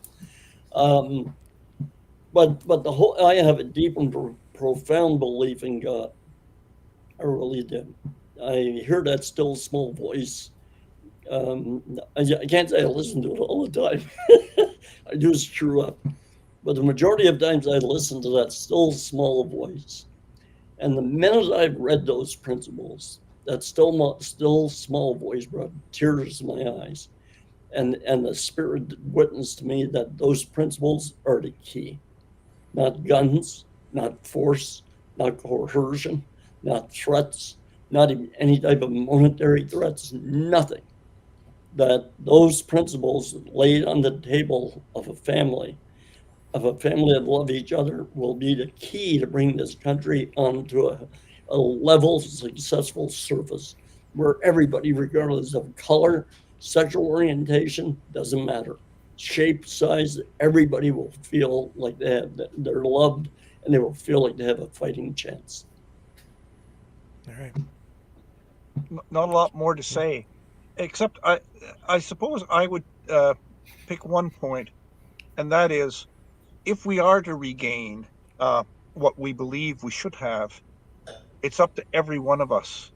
It's not three of us here. It's not four of us. It's not those in freedom groups or in political parties. It's every citizen. And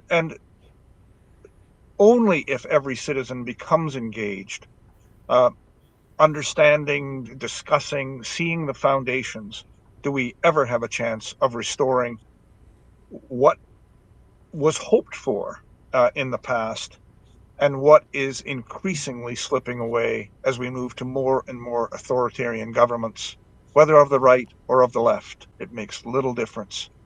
What really matters are our rights and that long heritage of the West in which those rights were fought for, articulated, fought back against, and re-articulated and reasserted. And it's all up to us, all of us, to participate. And as has been suggested, if people have comments, we're glad to have them put to our website. We're glad to have further discussions with Rick on the basis of it. I didn't see the comments tonight. I just didn't follow the online comments. But I do think it's really important that we have these discussions, that they take place throughout the country, and that we all become involved. I'd like to thank you immensely, Rick, for having us here. It's a great privilege, and you do a great service by being glued to that chair for as many hours and years as you have been. Thank you. Thank you, guys. And I'll tell you what, I you know what I'd like to do, just in passing thought, get you guys back on, but the next time we can set it up as a sort of a call-in show, or even a video call-in to allow the people to come in and then ask you guys questions, and I can kind of step back into the background and let the Maverick family engage with you guys. Would you be open to doing that? I'm open to it. Absolutely. Okay. Maybe do that in maybe a week or two. I'll set it up with Jack, and you guys can come back. We'll set a date, and I will promote it here on the program, and we'll get you engaged in an interactive forum with the Maverick family. Here's something you'll find quite interesting, and Charles knows this, and so does John. I put a query into Grok 3 about the best way to share the principles across this country. And one of the things it said was to, that it praised you quite highly in its report. And it said to do exactly what you just said. Was to have callers, have people call in so that we could. Yeah. Well, we're set up to do that, so we will make that happen. Awesome. And you know what else? We're going to save this damn country. That's what we're going to do. And we're going to make sure that we bring back freedom. And with that, I will see you guys back here tomorrow night, 7 p.m. Eastern. Love all you Mavericks. Keep on fighting for freedom. I will see you guys back here tomorrow night, 7 p.m. Eastern. Here's Cosmo, the Freedom Dog. Free Dog, Maverick and the News Brothers.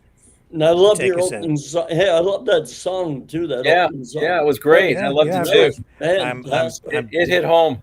Yeah, well, we've got a whole catalog of freedom songs now here by Maverick and the News Brothers. And here's my personal favorite because it's about my best friend. See you tomorrow night, everybody.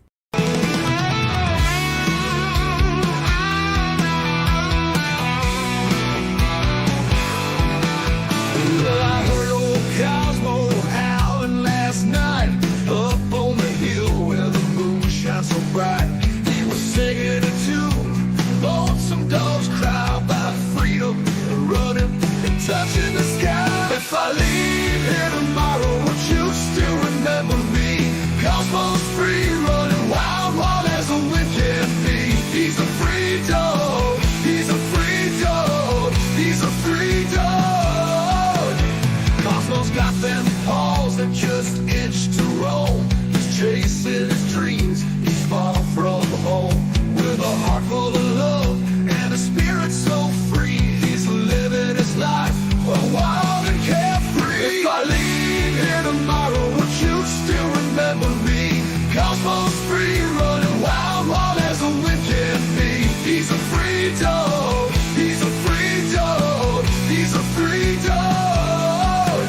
He's got the stars in his eyes, the wind in his fur, a tail that wags like it's never heard of the blur. Cosmo's on a journey, he's got no chains. He's running through fields, breaking all the legs.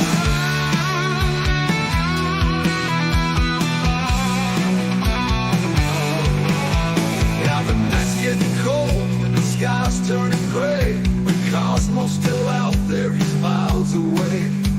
He's not looking back, he's got his path to tread. With every step, he's leaving his bed. If I leave here tomorrow, would you still remember me? Cosmos free, running wild, wild as a wind can be. He's a free dog, he's a free dog, he's a free dog. So if you're feeling lost, just think of Cosmos Run. Remember his spirit, his freedom, his fun. And maybe one day, when you're feeling alone, you'll find your own freedom and let your spirit go. If I leave here tomorrow, would you still remember me?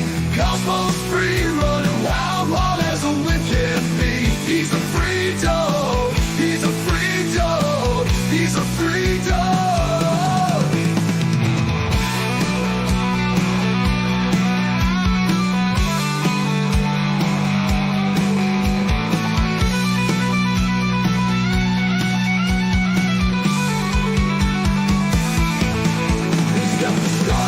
Eyes, the wind in his fur, a tail that wags like it's never heard a bird, a heart full of love and a spirit so free. He's living his life wild and carefree. He's got the stars in his eyes, the wind in his fur, a tail that wags like it's never heard a bird. Cosmos on a journey, he's got no chains. He's running through fields, breaking all the lanes.